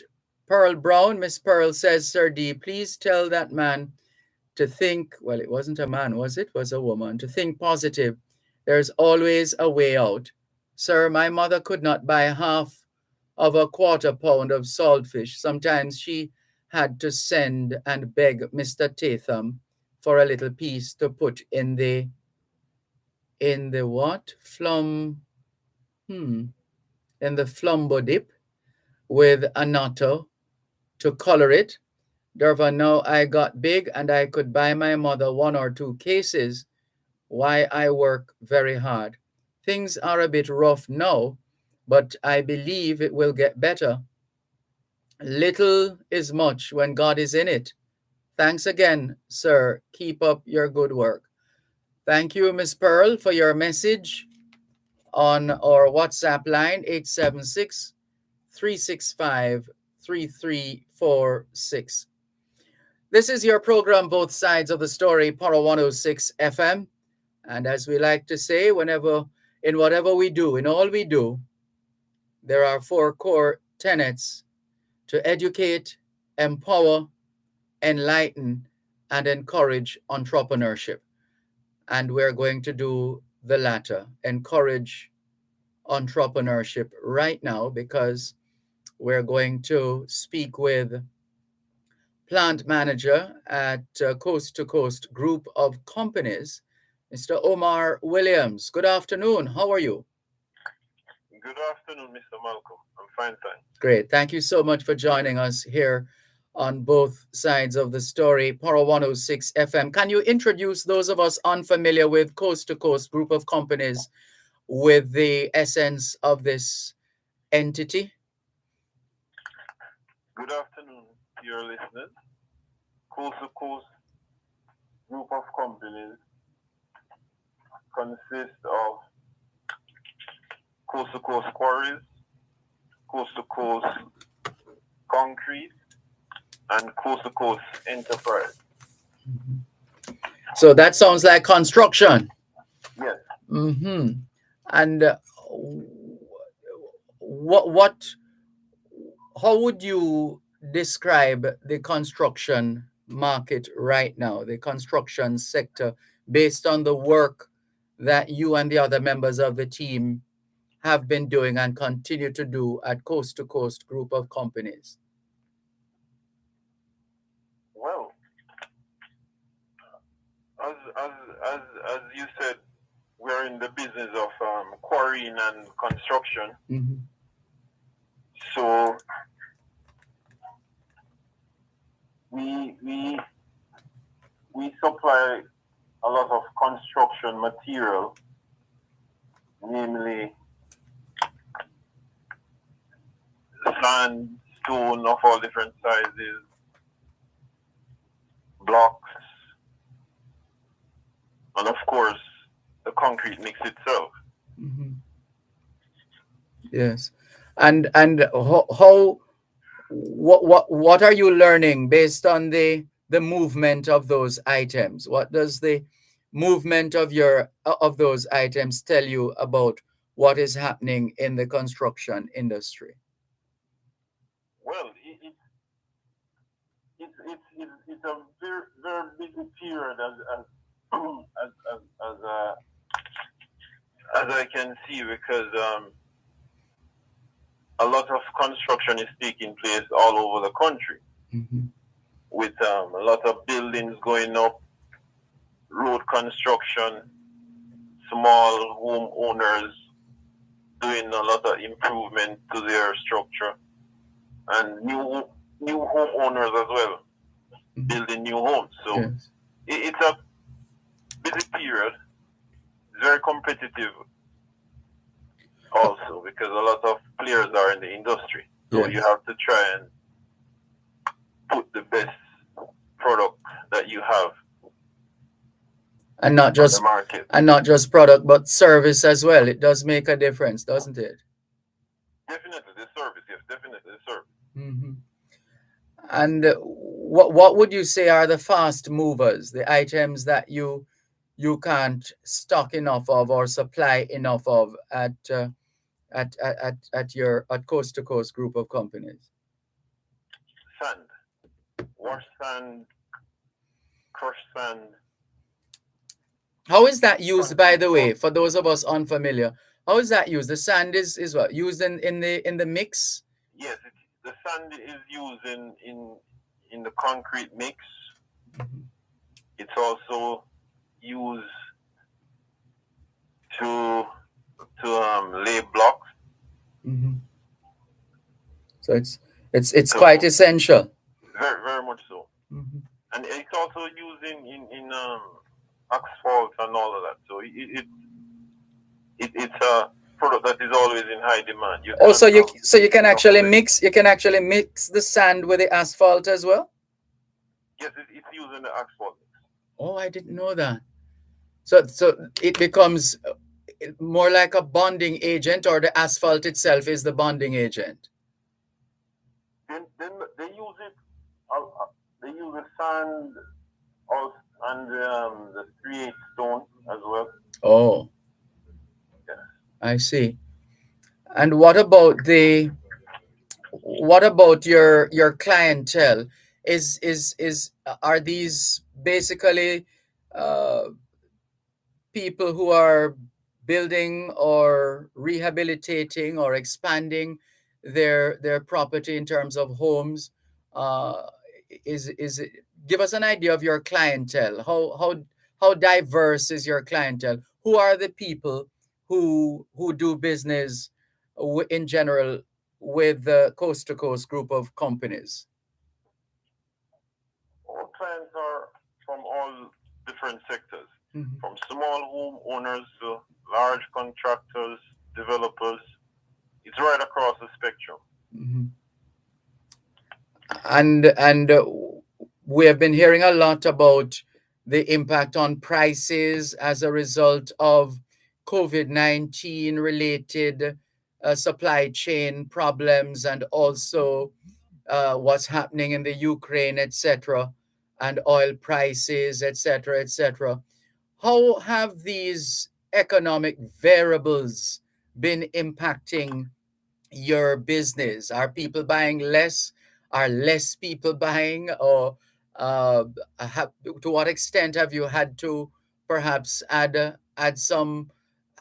a few dollars or so to the products that you sell? Well, energy costs is a very significant part of the business, Mhm. and with the moving oil prices, you know, that's a recurring expense. So Mhm. it's very challenging, but we always try our best to absorb as much that we can. But at the same time, you have to know the limit when you just can't absorb anymore, and you have to increase the price. Yeah. So yes, we have had to increase the price, but at the same time, we ensure that we maximize as much of the absorption that we possibly can take before we increase those prices. Yes. And what can you tell us now with respect to the your operations? Do you have one headquarters, one base that you operate from, or do you have different outlets, whether your own or affiliated outlets? The group of companies, as I said before, consists of Coast to Coast Quarries, which is located in Albion, Yellow, St. Thomas. We have a crushing plant there. Mhm. And then Coast to Coast Concrete at Harbour Head in Harbourview, St. Andrew. We have a batching plant there, concrete batching plant. Mhm. And then you have Coast to Coast Enterprise, which is located in Somerset, Mandeville, Manchester. So it sounds like quite an operation, and yeah, And then we have the head office, Mhm. which is located at 5 Lady Musgrave Road in Kingston. I see. And how would you describe the market right now in terms of in terms of all the variables, considering everything that's happening around us right now? What is the outlook? what was the outlook for the future? Do you foresee price to rise? I mean, I know you don't have a crystal ball, but based on your experience, past experience, and certain trends, uh, do you, or will it just be a matter of us just, hey, this is what it is. We have to do what we have to do. We go out and we continue the work, and we move on. That kind of a mindset. Do you think that is likely to be the general thinking, or will people possibly pull back in terms of spend, put off certain developments with a hope that maybe prices will come down at some point? Or you're not thinking about any of that at all? Yes, we have to. In the Yes. business, you have to, because as I said before, the energy cost Hmm. is always moving. Yes. Price of oil, fuel is a big part of our operation. We're on the JPS grid. The cost of cement Hmm. always moving, very high. So we have to consider all of those variables. Yes. And as you say, it's a possibility that persons might have to put off project, put it on hold, or maybe you're in midstream, they can't put it on hold, they'll just have To struggle through. sacrifice and push through. But it's a consideration Yes. that it might happen, that things might taper off, Mhm.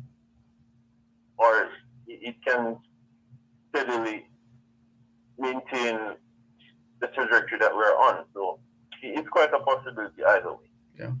Is delivery automatic in coast to coast group of companies when it comes on to your customers, or is that a matter of choice or option? It's a matter of choice, depending on the product that you're taking. But we deliver island wide, especially for our block, definitely. Mhm. It's a part of the pricing. So we deliver island wide. All right. We want to give you an opportunity. We're just going to take this break and come back. We want to give you an opportunity just to say a big thank you to your internal customers, as in your team, the members of your team at Coast to Coast Group of Companies, and also some of your customers, your partners, those who support the business. Want to give you an opportunity to shout them out in a good way when we come back from this break. One moment, please. You're listening to Power 106 FM. The time is now 3:45.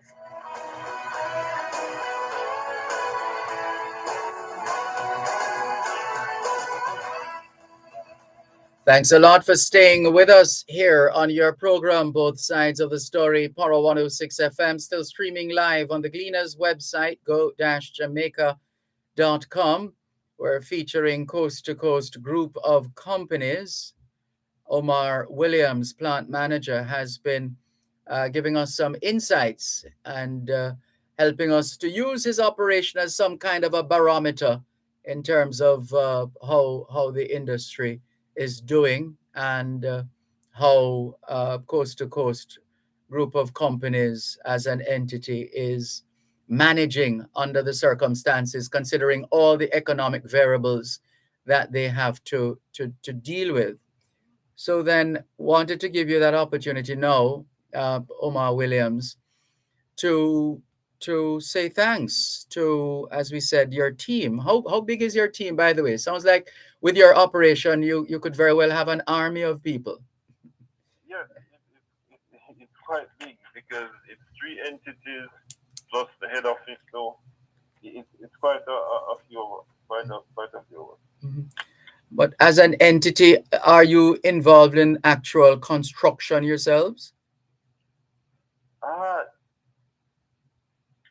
no, we don't actually build, but we provide expertise in the concrete business, as far as providing the concrete mix and because you have the experience and the expertise to help us as customers to make the right decisions from that standpoint, correct? Yes, definitely, and completing the job in terms of, as I said, supplying the concrete mix and ensure that it is taken on site and delivered and completing the job satisfactory for the customer. Is it fair to say you don't have any downtime, so to speak? You're always on the job at Coast to Coast group of companies? Uh, Almost. yes, almost, because in this type of business, construction, it's always from one job to the next. Mm-hmm. It's always from one job to the next. Yeah. Yeah. Yeah. Well, we want to thank you for joining us this afternoon. As we said, we want to give you an opportunity just to thank your internal customers, as in your fellow team members at Coast to Coast group of companies, and also your customers, and in instances where you partner with other entities, you could give them a shout out as well. Okay. To all our team members at Coast to Coast group of companies, I want to say a big thank you for your support, the hard work that the team has been putting in, and I just hope we continue on the road of continuous improvement so that we can improve our products or services to our customers. And for your customers, To our valued customers, Mhm. I say, let's build together, because we are here to make your project a success.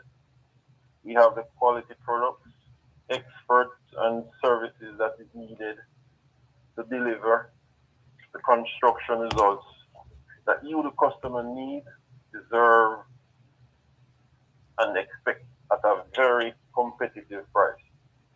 And don't forget, we have a 20% discount on all stones at Coast to Coast Quarries. So that alone that's a winner. I mean, they have won before they even come to you, Definitely. knowing that they're getting that 20% discount. Yes. Yeah, that's good.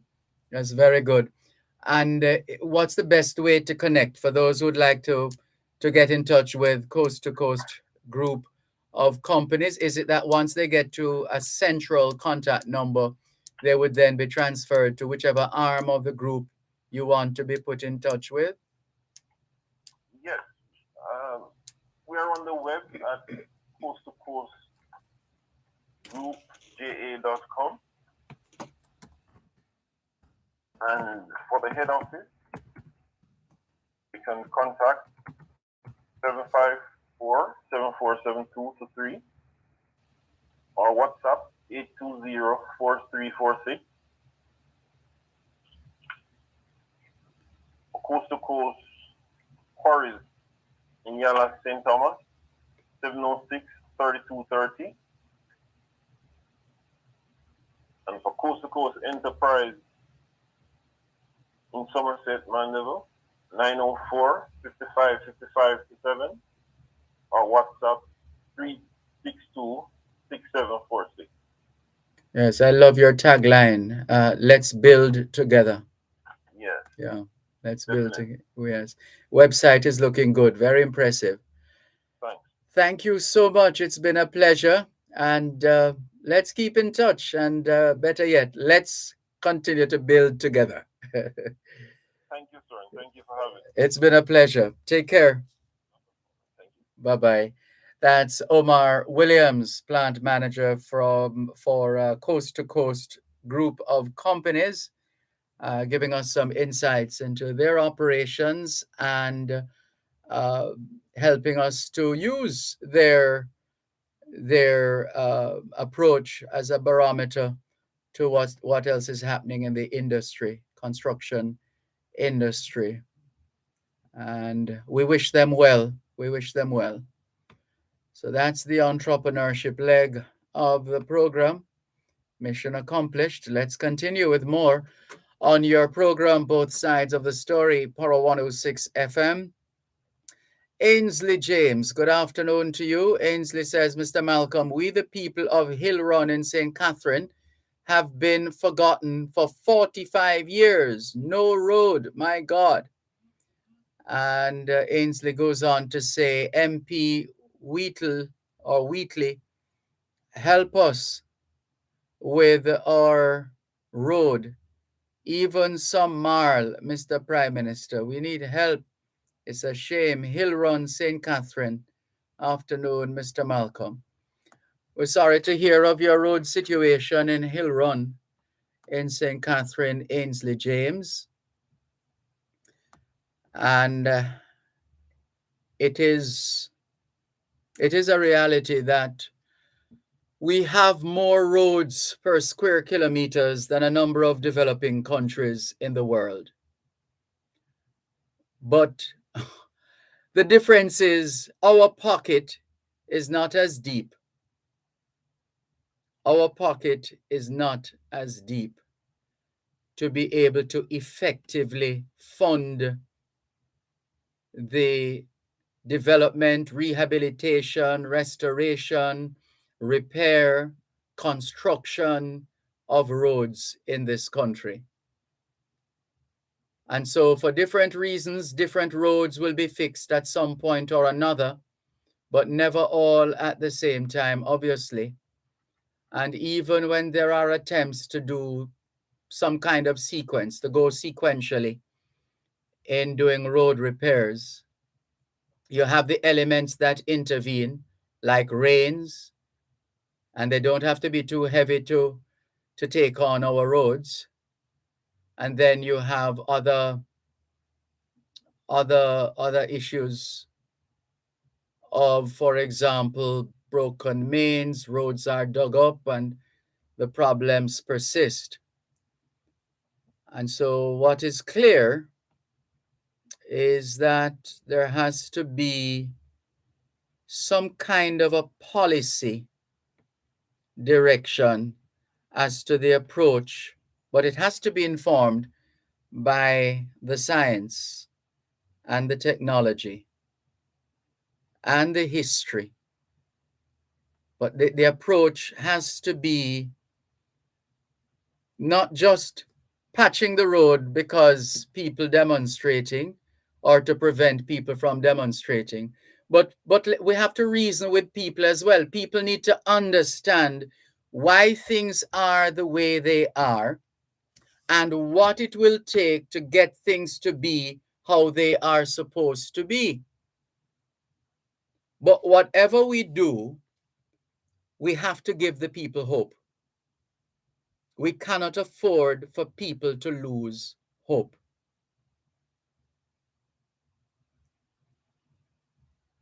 Because when that dies, everything else will go with it. And so we have to be mindful at all times. Maybe the NWA will tell us that they have done that and they usually do that, but it seems to me we need an audit of our road network. Outside of those well-established highways and toll roads, the rest of the road infrastructure, it needs to be audited, and we need to seriously look at priorities. In fact, we have to break it down on a constituency level. We might not avoid the politics totally, but we really need some people who have no axe to grind involved in the process as well. So people can be as objective as possible and as professional as possible in carrying out the work. But there needs to be some kind of an audit. So we have to know what we have and what we don't have. What is the situation? We have to know that first. For starters, then we need a bit of the history. People will say, well, every time it rains, this is what is happening. So do we need to channel the water away from that area? Do we need to create gutters Do we need to construct or rehabilitate the road in such a way that there is some kind of to put it simply, some kind of a slant, if necessary, so that the water doesn't settle on the surface, but it runs off or runs through the curbs and channels, etc. It has to be that kind of a scientific approach. And ideally, this is where our universities are supposed to be helping us. And well, we don't necessarily expect them to do it for free, but some kind of an arrangement where we have a lot of experts at the University of Technology on these matters as well. But it has to be a studied approach. It has to be a studied approach. And we have to listen to the people in the communities who can give us chapter and verse on what has happened and when, you know, the impact of certain conditions and certain decisions, etc. We have to listen to the people. Remember the man who told former Prime Minister P.J. Patterson that that bridge was not going to last out in the east. Was it St. Thomas? I think it was St. Thomas. And so said, so done. So said, so done. So we have to recognize that there is institutional knowledge within the communities as well that could help us as we make decisions with respect to our roads. So it's not just a matter of throwing some marl in a hole and tapping on it and sprinkling some what do you call that, some kind of a tarry liquid and then put on some asphalt and then we're good to go. No, more than that. It will take more than that. What it can guarantee is ongoing work for our people. If we're able to, having done all the background work, if we are then able to carry out a long-term series of road repairs, road rehabilitation, road restoration, road construction, so that you will always have a set of people working in the area of infrastructure, because it's not only our roads, our bridges need work as well. We have about 700 and something bridges in Jamaica. Let's go to the break. At Wellington Dental, they offer cleaning, filling, whitening, and other services for the entire family. The time by Wellington Dental is 4 o'clock. Under the law. Know your rights and how the laws of Jamaica can help you defend those rights. Under the law. Brought to you today by the Ministry of Labor and Social Security, providing opportunity, stability, and social protection. The Ministry of Labor and Social Security is advising the public that the telephone numbers for the St. Catherine Parish Office, located at 10 Hanover Street, Spanish Town, are 876-984-2554, 876-618-0505, and 876-618-0563. That was a public service announcement from the Ministry of Labor and Social Security.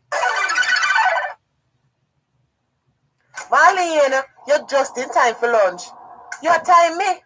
Why, Pam? Me no have no time to eat lunch today. Me have a situation. So me come for borrow some money. Borrow money? From me? Me broke like what? Me have to find $10,000 now. $10,000? What kind of trouble you in, Marlene? Remember me did tell you me I go to employment agency to try get a hotel work in Florida? Me never know you did serious. Well, me get the work. Or me can get the work if me pay the agency $200 US. But that's over 30,000 Jamaican dollar, Marlene. My brother lend me 20,000. So all me have to find is 10. So, instead of them employment agency play rough, to get work in the States, you have to come up with so much money. Me can't tell the man them how to run them business, Pam. Me want to get a work for better myself, so me just have to live with it. Me have my partner money inside, but As soon as me get a work, me will pay you back. that is not what me afraid about. Me just hope the man them now rob you.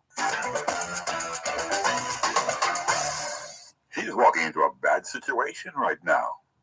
For an employment agency shall not charge any fee to any person for his placement in employment in any program which requires a H-2B visa issued by the government of the United States of America, or in any other program for the placement of the person in employment outside Jamaica, which prohibits the charging of fees to persons seeking placement in employment under that program. That's how it is under the law. Brought to you today by the Ministry of Labor and Social Security, providing opportunity, stability, and social protection. Join us Wednesdays and Thursdays at 6:45 and 8:55 a.m. and at 4 and 9:55 p.m. on Power 106 FM for Under the Law.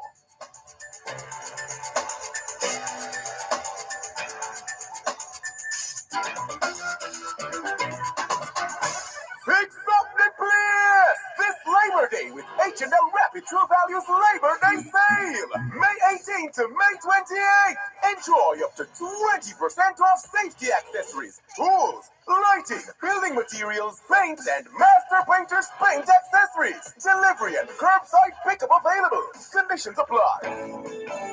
Supreme Real Estate, licensed real estate dealers, the experts in residential, commercial, industrial, hotels, and villa sales, rentals, and leases. Supreme Real Estate, Main Street, Salem, Runaway Bay, St. Anne. Call 876-973-5026 or 876-973-6142 and email supremerealestate@cwjamaica.com.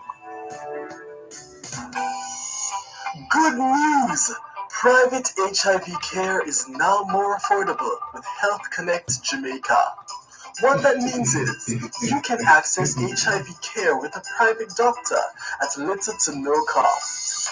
Give us a call at 876-669-7349 or book an appointment at healthconnectja.com today.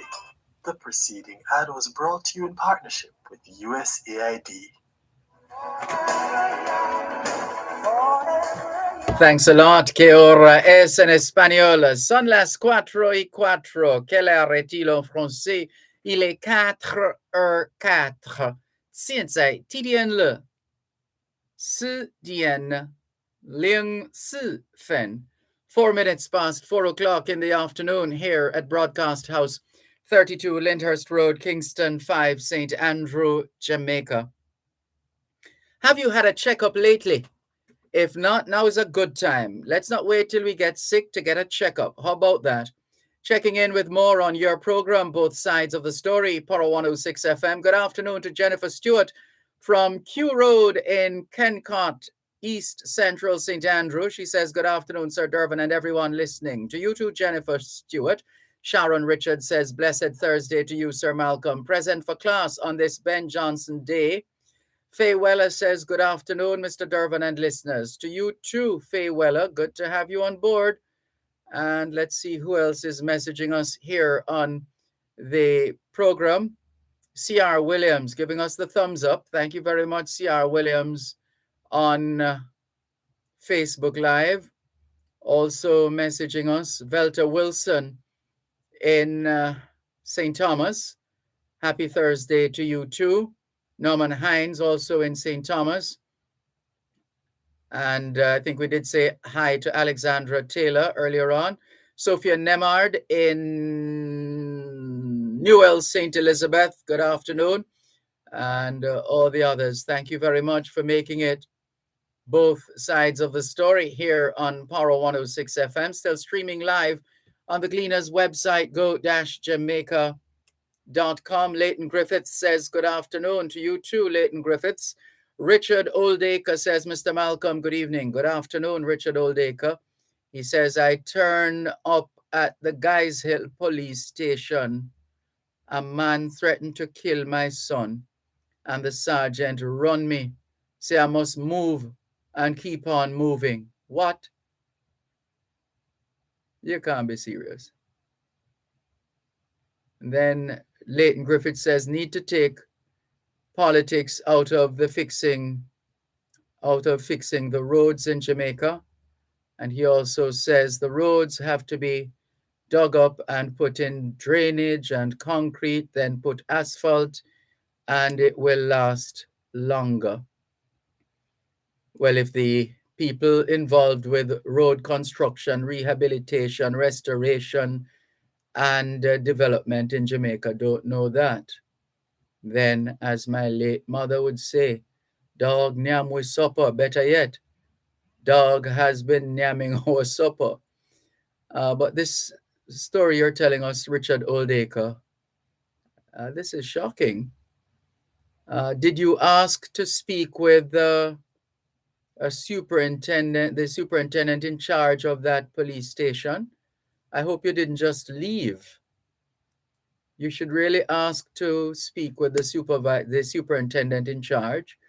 And if you're unable to do that for whatever reason, then you might want to, what's the name of this organization we've featured on this program before now? This is the Police Civilian Oversight Authority.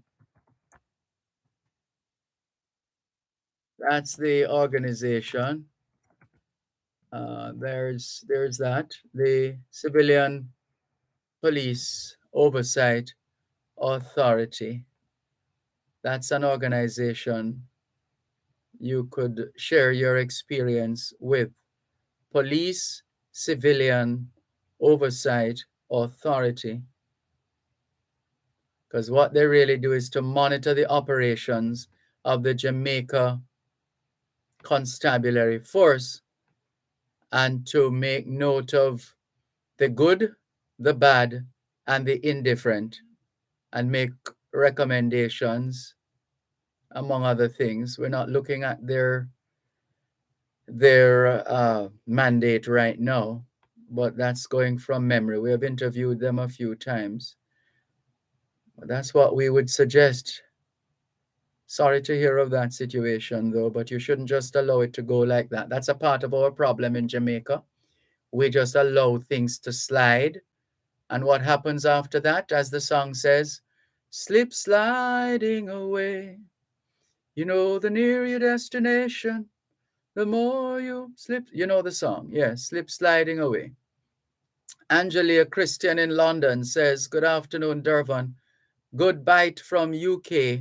Looking for an interview. Angel Foundation. I think you mean, or you meant good night.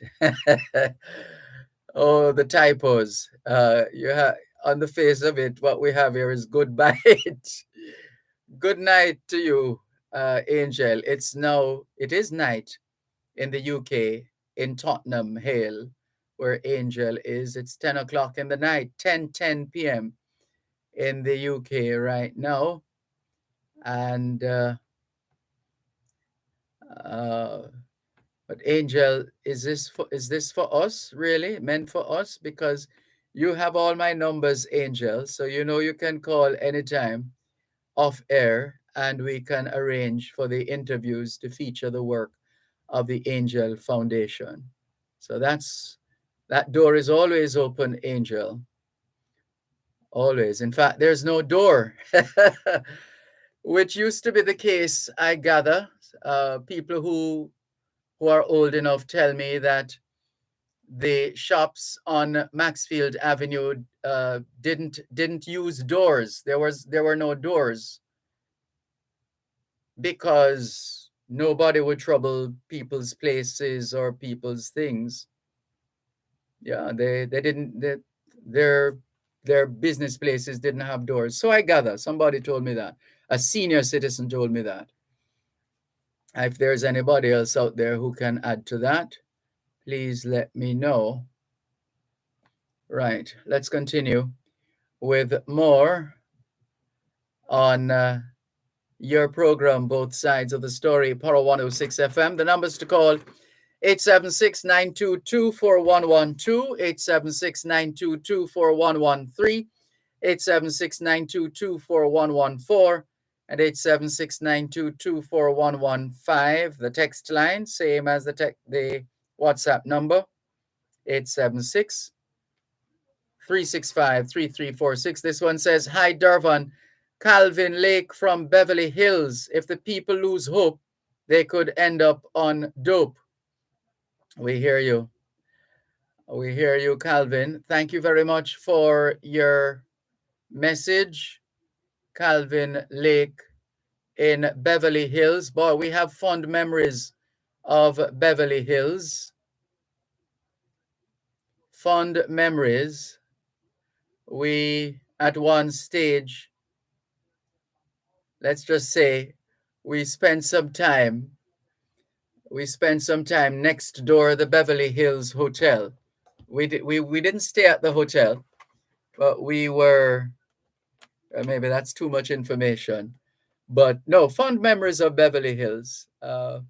We stayed pretty close to the hotel, the Beverly Hills Hotel, and we walked into the hotel and checked it out. For those of us who had never been inside the Beverly Hills Hotel, the famous Beverly Hills Hotel.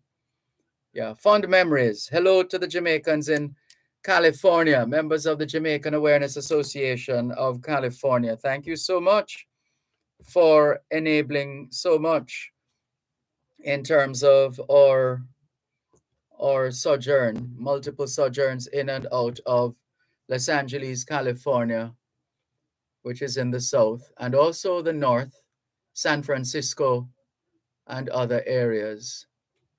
Fond memories of California. Thank you very much for your message, Calvin. Here's another one. James in East London sharing stories with us. Don't let people off if they steal food in desperation. That's the word from one of the ministers in the Boris Johnson cabinet. MI5 agent used secret status to terrorize girlfriend. Oh no. Oh no. That's not good. In fact, I've heard stories. I was having dinner with some friends, and a couple of the females shared some stories in terms of having been stopped by the police and the harassment and some kind of stalking, etc. And in those cases, I think the matters were reported, etc. But our females go through a lot in this country, you know. Our females have to know how to live in order to live. I'm sure the ladies listening know exactly, the females listening know exactly what I'm talking about. They have to know how to live in order to live. Serious. They have to be smart. Get high-quality blinds and beautiful windows, drapes, and wooden flooring from Sam the Blind Man, 40 Barnett Street, Montego Bay. The time by Sam the Blind Man is 4:15. All you'll ever need to know about agriculture in the 21st century, packed into one program. Farm Talk with Althea McKenzie. Farm Talk, showcasing cutting-edge agricultural products, services, and practices. Farm Talk, keeping focus on issues affecting the farming community. Farm Talk, stimulating discourse to propel agriculture as a national tool for development. Farm Talk with Althea McKenzie, the farmer's best friend. When I listen to you in the mornings and the way you interview the people so that us as farmers can really understand, you break it down, it's really powerful. Wake up to Farm Talk, weekdays 5 to 7 a.m. on Power 106 FM and the Power 106 FM app.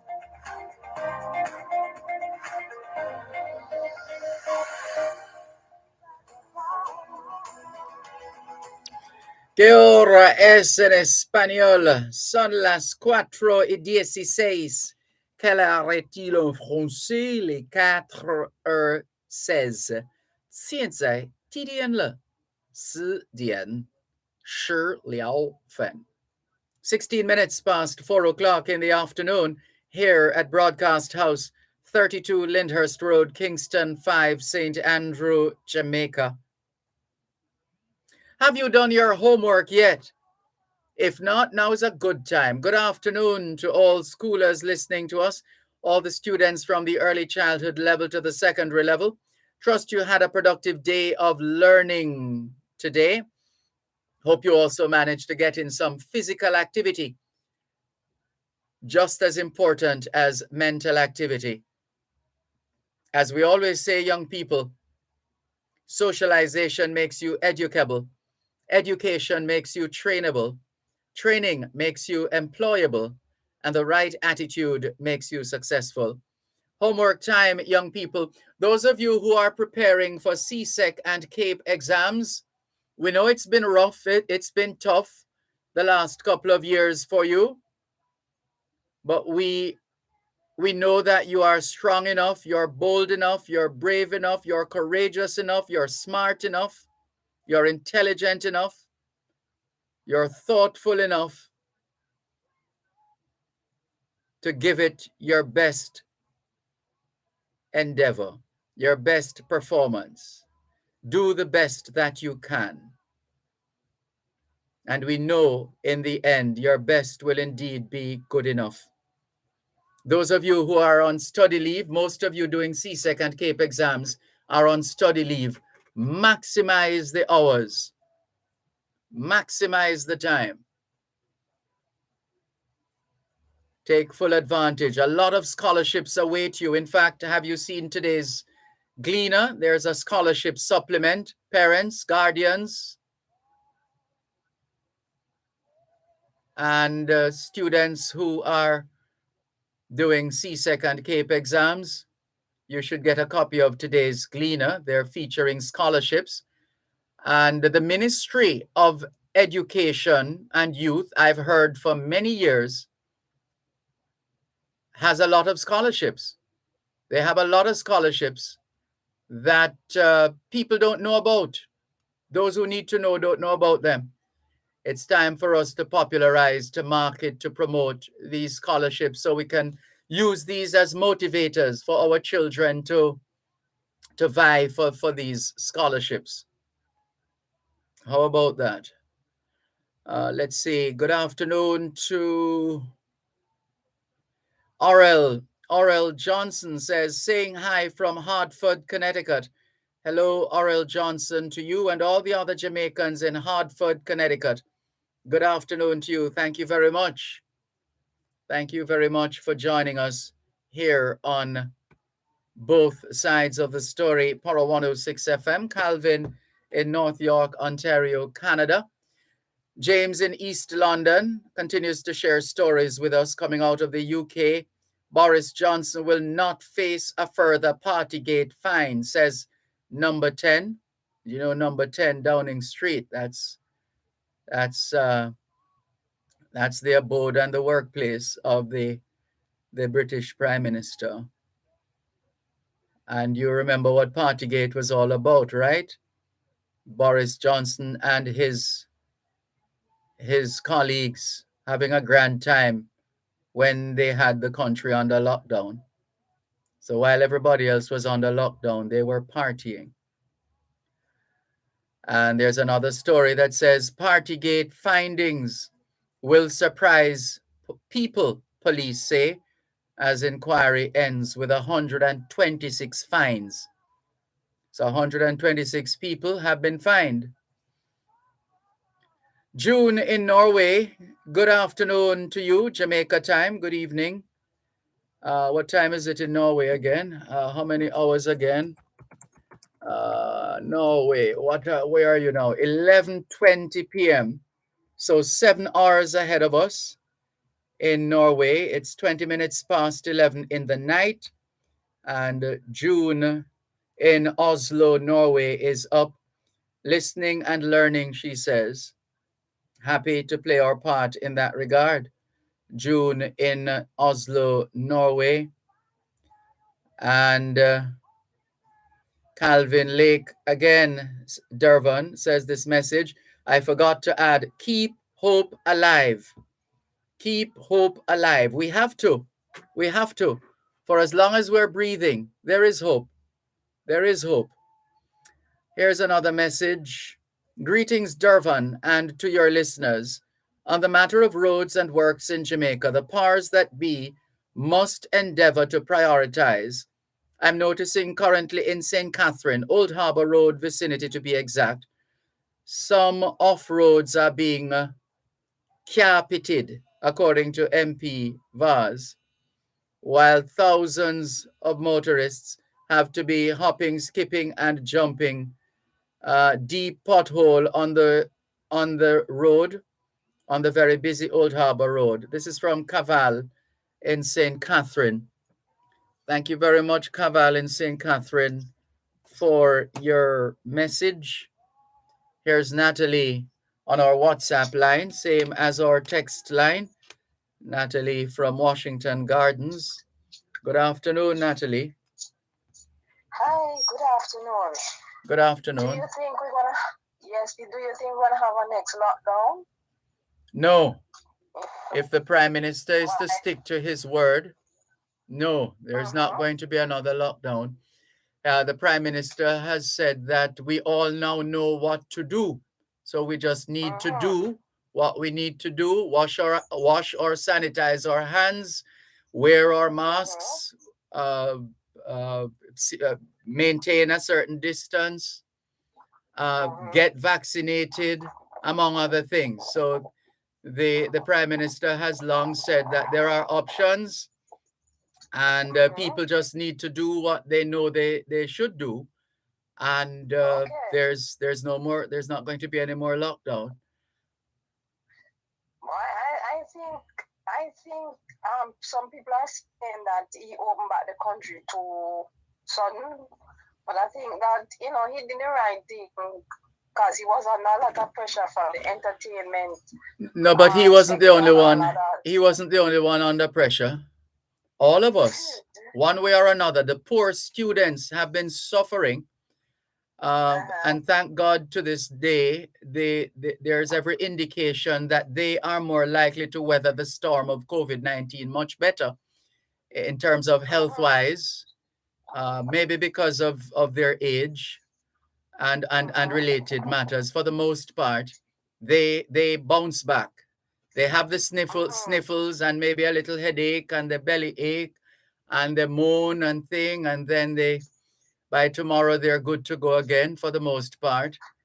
So there is that. But the children have been impacted negatively, and businesses have been struggling, and naturally people in general, their work has been impacted one way or another. And because we don't have the resources of other countries, we have to, it's a delicate balancing act here in Jamaica because we're not where we need to be as a country. And it's just a fact of life. So we have to do what we have to do and do it safely. Okay. You know what surprised me? Those two ministers those three individuals who tested positive for COVID because they were fully vaccinated and they tested positive. That wouldn't be strange. That wouldn't be strange. That has happened over and over again. Why some people are saying maybe the vaccine not strong enough. Yeah, well, remember that the thinking is that you get, depending on which vaccine you get, if it's a double dose vaccine, that you get the 2 doses. Remember, here in Jamaica, we have one of the lowest vaccination rates in this region, and that's here in Jamaica. And so there are people who got 1 dose and they were supposed to go back for the 2nd dose, and they have not gone back. And so that adds to the vulnerability. And then there are those who got both doses and they have taken the government's advice to go for a booster dose, while others have settled with the 2 doses. And so there are all kinds of variables because every individual is different. People's immune system, they have different situations. So, yeah, but there's nothing strange about what has happened. That the police commissioner has been has contracted COVID-19 for the 2nd time. There's nothing, there's nothing, yeah, there's nothing odd about that. For the second time? There's nothing odd about that. That has happened since COVID-19, since the vaccine has become available. That has happened. You know, since the first time I've been hearing this, as somebody catch it for the second time. Well, you have been paying attention. Well, I'm hearing news from you now. Yeah. So how have you been weathering the storm? I am giving thanks. I'm what's the name of that character? Monk. I have always been a monk, a Mr. Monk. So an incessant hand washer. And I try not to touch my face. If you're watching on camera, you would see me do like this with my hand, because I'm not going to use my fingers or so on to touch my face. You just have to do what you have to do. That's what it boils down to. And you see what the Chinese has done. The Chinese have locked down their countries. Yeah, you see, it's every country has a different culture. It's a culture. Remember, culture is a way of life. Culture is not, some people, when they hear the word culture, they think about song and dance. No, culture is a way of life. So because of the Chinese way of life, they employ strategies, systems, processes, protocols that align with their culture. Yes. And we just have to do likewise here in Jamaica, and as is being done elsewhere in the world, in other countries. You do what works in your space. It was Simon Bolivar, the liberator, who said, do not employ the best system of government, but the one that is more likely to succeed. So you must know what your people are like, what your country is like, what your culture is like, and then you apply culture appropriate strategies to deal with whatever the situation is. Yeah. Because I tell you something, if Jamaica really got locked down, I don't think we will survive much longer with the lockdown thing, you know. If it's like what China is implementing, I don't think we would make it out. Well, it would be a big about turn if the Prime Minister were to make such an announcement, because he has made it clear over and over again since he came to the conclusion, with the advice of his technocrats, that this is the approach going forward. So this is what it is. Let's see if the Prime Minister will keep the situation as he said he would, or whether that there will be some change going forward. We don't know. We'll have to wait and see. Yes, we have to go to the break. If you want to hold, please do, but we have to go to the break. One moment, please. Yeah, man. Okay. You're listening to Power 106 FM. The time is now 4:30. Did you know that the flu can lead to hospitalization and even death? Pregnant women, persons 60 years and older, babies and children, and persons with a chronic illness such as diabetes, asthma, or heart disease are at a high risk for complications from the flu.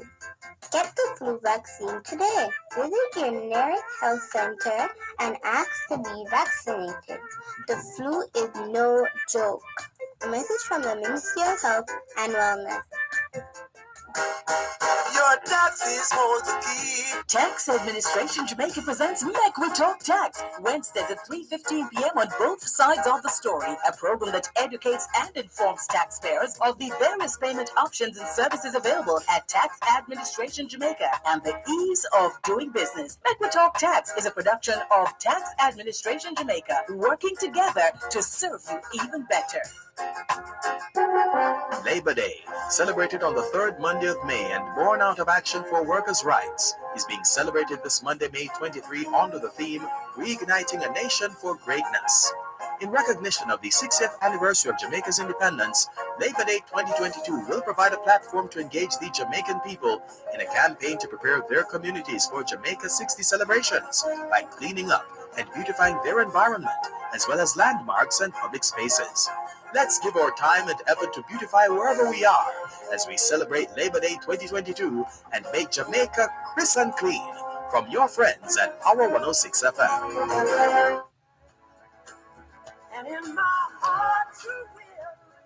Que hora es en español? Son las 5:28. Quelle heure est-il en français? Les 5:28. 现在几点了？5点28分。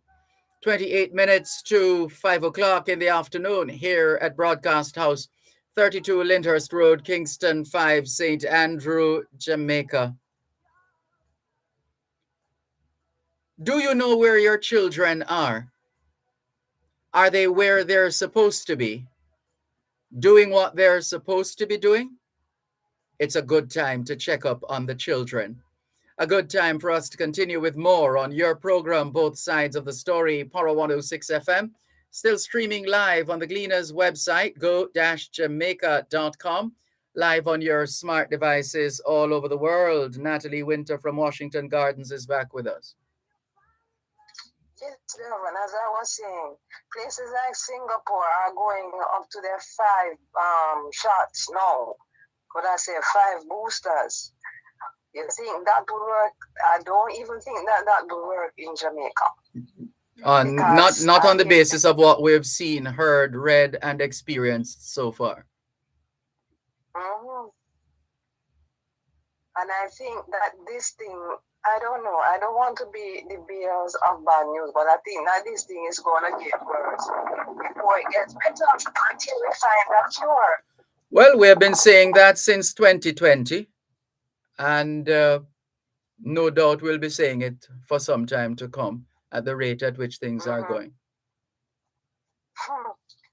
Why, it's just heart-rending at the numbers, because I even question some of the numbers, if the numbers really are correct at these rate that they're seeing, how many tested positive and what's really going down. Because even here in Washington Gardens, I'm standing outside my gate, and everybody, what I come across, they have on their masks and so forth, and they say Kingston and St. Andrew and St. Catherine are leading in the COVID numbers. Yeah. Hello? It is what it is. That's what it is. I just hope for the best for Jamaicans, and Jamaicans, people just go out and try and get vaccinated, and those who have gotten vaccinated go out and get the booster. And I know that they have different vaccines apart from the 3 that were mentioned. I heard that Farm is now available in Jamaica. Moderna. Well, we've never been short of vaccines in Jamaica. We have an oversupply of vaccines in Jamaica, and we've had to dump a lot of vaccines. So we'll just have to deal with the situation. It is what it is, and we know the part that we need to play as individuals, and the possible outcomes depending on what we do or fail to do, and we just have to deal with it. Choices have consequences. When we make certain choices, we have to be prepared for the consequences as well. Okay, one last question. As of broadcasters like yourself, right? In cases like these, what you call it, national emergency, don't you have facilities that you can sleep in at these stations that sometimes you don't have to go home? Because why I ask is because places in China, they say they don't let out some of the workers or their staff or whatever. They have to sleep at these factories and stuff. Anything like that? Yeah, well, I haven't had a tour of the entire compound here at 32 Lyndhurst Road.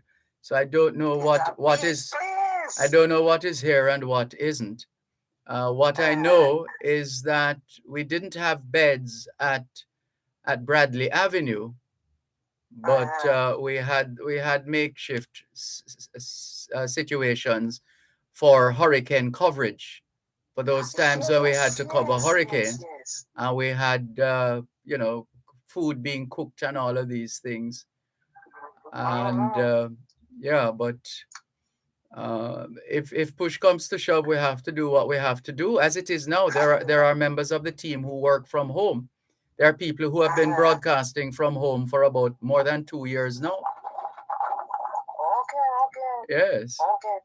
Because remember, you guys had home at one point? Yeah, but that was due to quarantine matters, just to follow the protocols as established by the government. That even though you have negative, because I've tested multiple times and they've all been negative, knocking on wood, and so but you still have to subject yourself to quarantine. Well, at that time, so that's what that was about, and I had to remind somebody that, hey, it's time for me to go back to work, because I think everybody got used to me being broadcasting from home and forgot that it was time to go back out. But anyway, Well, yeah. I got used to you though. Yes. I got used to you broadcasting from home, and I said, boy, that would be nice, because if you're having school from home and broadcasting from home, you don't have to be worrying about going for the kids, going for lunch. Everything is right there for you. So it is, yes. So it is. Well, it was nice spending a long conversation with you, and I just hope and pray that those three individuals, especially the ministers, just hang in there because of age and all that stuff, that they get well soon, because I know that COVID thing. Well, from all indications, they are well. It's just that they tested positive. But remember that we have learned for a long time now that not everybody who gets COVID will show signs.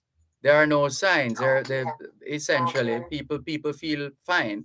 Because remember as well, there is an element of natural immunity. It's just a function of how long that natural immunity lasts. Okay. Which is where the vaccine comes in to say, all right, since we don't know, since the experts say we don't know how long natural immunity will last, here is the next best thing to natural immunity, which is the vaccine, yes. Well, I just wish them all the best. And you take care of yourself to Dervan. I'm doing my best, and you do likewise. Yes, and I hope they implement that facilities that you can stay over and we can have more of your type of program. You're very kind. I wouldn't mind having it in the night where I can sit, I can relax in my bed and hear everything you say. But we just have to put up with you just from 2 to 5. So it is. All right then. Thank you. You too. Okay. Take care. Bye. Bye-bye. Bye. Bye. This is your program, Both Sides of the Story, Power 106 FM, still streaming live on the Gleaners website, go-jamaica.com. Let's clear some more messages. Good afternoon to Calvin in North York, Ontario, Canada. Errol says, hello, Dervan. I am in class today. Welcome, Errol.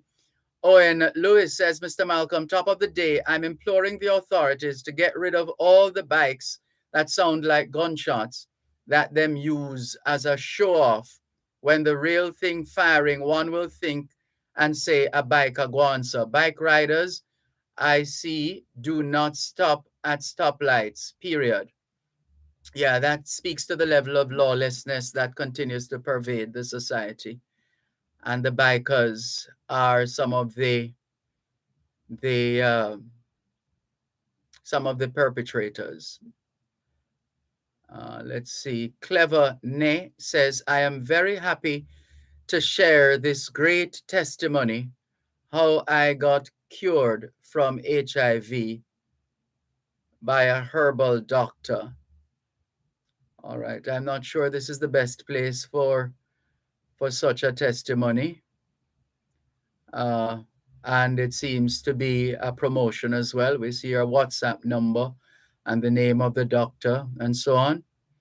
Well, we are in no position to endorse or otherwise disaggregate data in relation to health, because we're not medical practitioners. We are not competent in that area.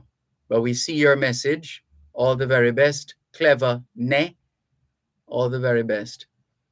This is your program, Both Sides of the Story, Poro 106 FM, still streaming live on the Gleaners website, go-jamaica.com. We did say hi to Oral Johnston in Hartford, Connecticut. Shanique Powell says, good afternoon, Mr. Malcolm. I'm at the Guys Hill Police Station. Oh, we read this already, didn't we? Yeah. Right. And as we have said, the Police Civilian Oversight Authority. But before you get there, you really should ask to see and to speak with the superintendent in charge of the station. For starters, that's where you should start. There's a superintendent in charge of that police station. Tell them the issue that you're having. Herbert Bogle says, hi, Mr. Malcolm. Good afternoon. I'm here watching you from New York City. Blessings. Blessings to you too, Herbert Bogle. Shanique Powell says, please help us, Mr. Malcolm. Shanique, if you're having that difficulty, call 119. So in other words, call the police for the police. That's what we would do, quite frankly. Call the police for the police. Because if you're there and you're not, and I don't see you responding to that part, that suggestion, that you ask to speak with the superintendent in charge of the police station. If that is not working out, call the police. Dr. Lorna Fairweather says, good afternoon, Mr. Malcolm. Happy Thursday to you too, Dr. Lorna Fairweather. Keith Sampson says, Mr. Malcolm, can I humbly make a criticism? I notice you sometimes spend 30 minutes or even more with a caller, usually a caller who calls frequently. Remember that you might find that caller interesting to listen to, but your listeners may be bored to tears. Keith Sampson, I like to think that I'm a practical, pragmatic individual. And I'll say to you, as we have said before, that the program is a public program. It's for everybody. And we do our best to accommodate everybody. And the conversations are not time sensitive. It's on the basis of allowing sufficient time for an individual to complete his or her thoughts, ideas, suggestions, criticisms, etc. So they're not time sensitive. Now, I'm sorry if you're bored to tears. When I'm bored to tears, Keith Sampson, I switch. I find another network. One moment, please. You're listening to Poro 106 FM. The time is now 4:45.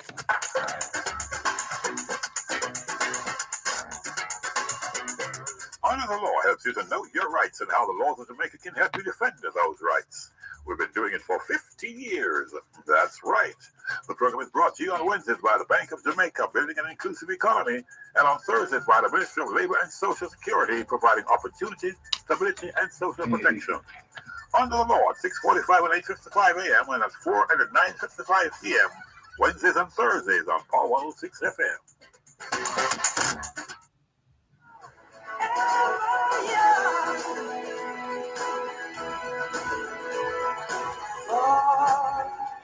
Ya, ¿qué hora es en español? Son las 5 menos 14. Quelle heure est-il en français? Les 5 heures moins 14. Tien sai, TDN le Wu Dien Cha Shi Si Fen. 14 minutes to 5 o'clock in the afternoon. here at Broadcast House 32 Lyndhurst Road, Kingston 5, St. Andrew, Jamaica. Good afternoon to all working Jamaicans tuned into both sides of the story here on Power 106 FM. It's a good time for us to ask ourselves, how productive have we been today? How productive have we been today? Right, so Keith Sampson, I believe in freedom of choice. We believe in freedom of choice. People are free to listen or not to listen. It's just a fact of life. That's the essence of freedom. You're free to choose.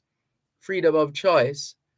And you're free to subject yourself to this, that, and the devil knows what. And you're also free not to subject yourself to this, that, and the devil knows what. This is not a prison. People are free. People are free to come and go. Just a fact of life. We try, though, in terms of managing our engagements or interactions with the callers. But in the final analysis, people are free to do whatever they want to do, as long as that freedom does not infringe on another person's freedom. Let's continue with more on your program. Let's go back to WhatsApp. We haven't touched WhatsApp in a while. Here's Dr. Dunn from Skokie, Illinois, sharing with us a story. Student Spotlight, Shanika Anderson, Edward Waters University. Good afternoon, Sir Malcolm. 4 years ago, I told you about this Titchfield High School student who received a full scholarship to study in the USA. Just look what she has since accomplished. She was valedictorian after earning a 4.0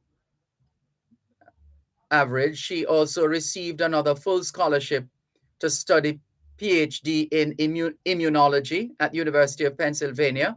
Perhaps you could feature her on your program. She would be an inspiration to other students in Jamaica who are seeking scholarships. We're ready to have her. Is she available right now, Dr. Dunn? We are ready. Thank you very much for the recommendation. If you can help us to connect with her, we'll gladly oblige. Happily oblige. And Ricardo is shouting out everybody as usual from Glengough in St. Catherine. And let's see now, monitoring 3 different devices, just making sure we're clearing the messages. 876-922-4112-5. 876-922-4112-5. Those are the numbers to call.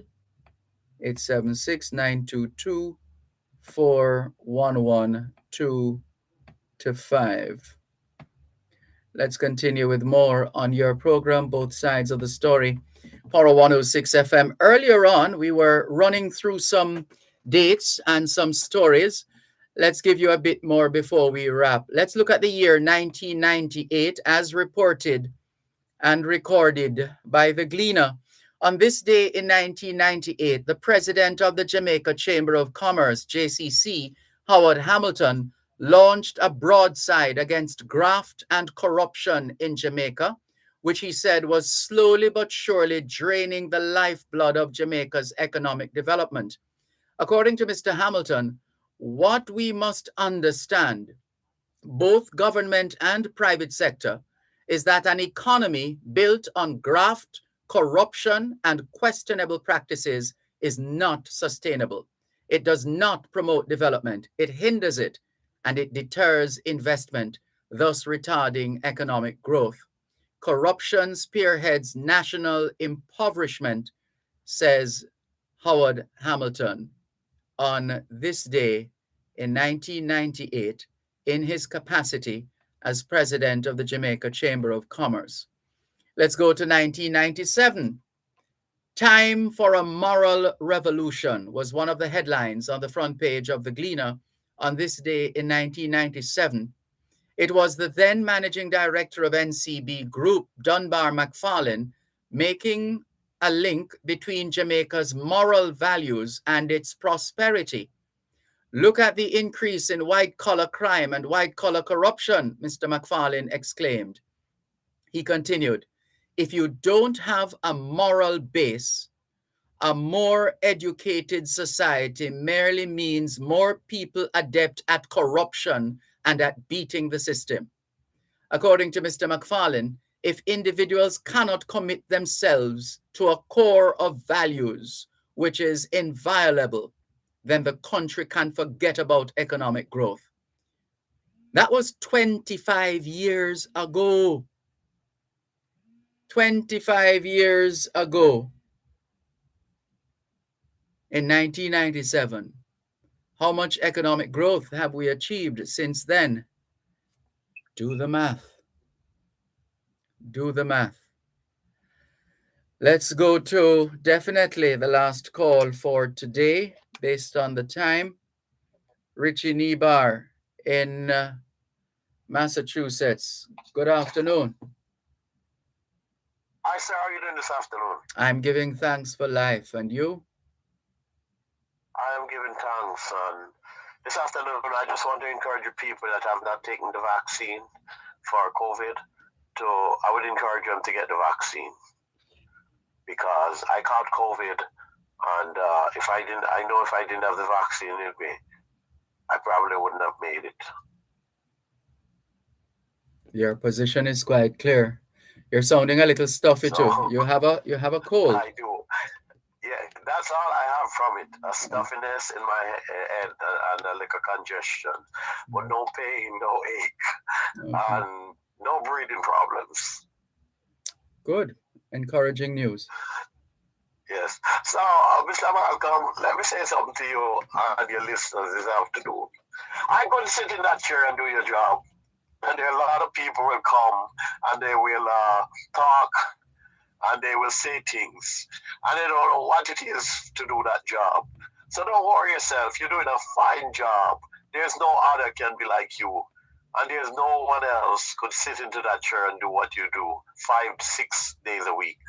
So I big you up this evening and just want to tell you that don't worry about people, as you never can please the world. And you're doing a fine and an awesome job.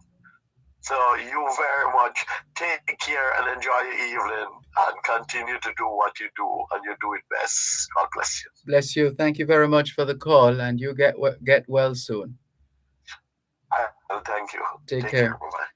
This is your program, Both Sides of the Story, Poro 106 FM. Here's another happening in Jamaica. This was 1976. 1976, about 50 armed men set fire to tenement buildings at 182 to 184 Orange Street in downtown Kingston, leaving 10 people dead and some 500 homeless. The dead include 8 children ranging in age from 1 year and 5 months to 9 years. Said to be about 50 in number, the men fire guns and throw fire bombs, force the residents to remain indoors while keeping the firefighters at bay in their station a stone's throw away. The gunmen only withdraw when the buildings are engulfed by the fire, engaging in a skirmish with the police who arrive at the scene. One of the invaders, a 13-year-old boy, Colin Vaughan, was shot dead by the security forces. A sawn-off, double-barreled Winchester shotgun was taken from his body. The tenement buildings were owned by the Ministry of Housing and contained some 223 rooms. On this day in 1971, Prime Minister Hugh Shearer accused the Star of contributing to the bad image of Jamaica abroad in an address at the annual Joint Central Conference of the Police Federation. He said the news was blown up for juicy reading and entertainment by the newspaper, which does damage to the country abroad. The Norman Manley Junior Secondary School on Maxfield Avenue was declared officially opened by Education Minister Edwin Allen on this day in 1970. The Norman Manley Junior Secondary School is now known as Norman Manley High School. Kingston's cuisine and nightlife got a new addition to the perpetual search for something and somewhere new and different with the opening of the House of Chen in New Kingston. From first night patrons there ooh and awe at the decor, the food, and the music. Co-owners Lucine Chen and Norman Hofat promised more to come and better until it is the best. Industry and Trade Minister Robert Lightburn welcomed the restaurant as a useful addition to the tourism product in Kingston. Tony Lang used to talk about House of Chen. We remember that, House of Chen. The Jamaica branch of Courts Brothers Limited on Slipe Road, St. Andrew, was officially opened by the Minister of Trade and Industry, Wilzo Isaacs, in 1959. And by the way, House of Chen was opened in 1969. And I think we're going to leave it there for now. Can we thank you once again for the privilege to serve you on yet another edition of your program, Both Sides of the Story, for today, Thursday, the 19th of May, 2022. The moving finger writes, and having writ moves on, nor all your piety nor wit shall lure it back to cancel half a line, nor all your tears wash out a word of it. All things being well, Both Sides of the Story returns tomorrow afternoon, 2 to 5. Till then, this is Dervan Malcolm reminding all of us that every day is an opportunity to do better than yesterday. Take care.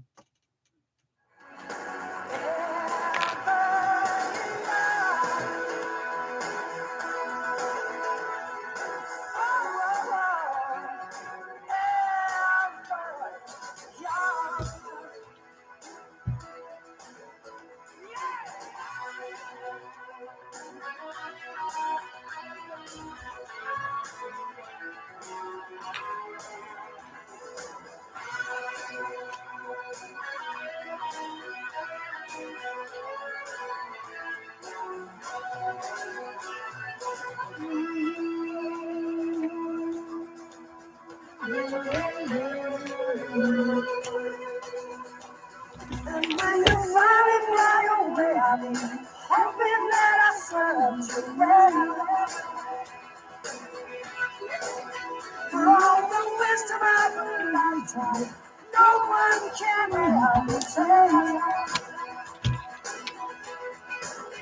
But whatever road you choose, I'm right behind you when no one's forever young, forever young, forever young, forever young,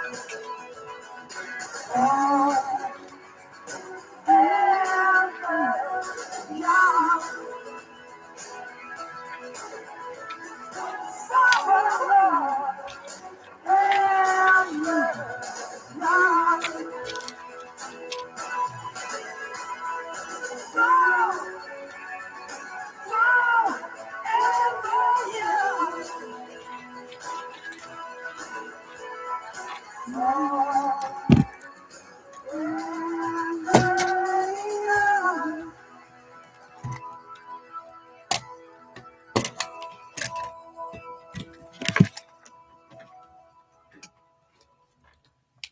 You're listening to Power 106 FM. The time is now 5 o'clock. News, comprehensive, powerful, and credible. Power 106 FM now presents a simulcast of Radio Jamaica's news at 5.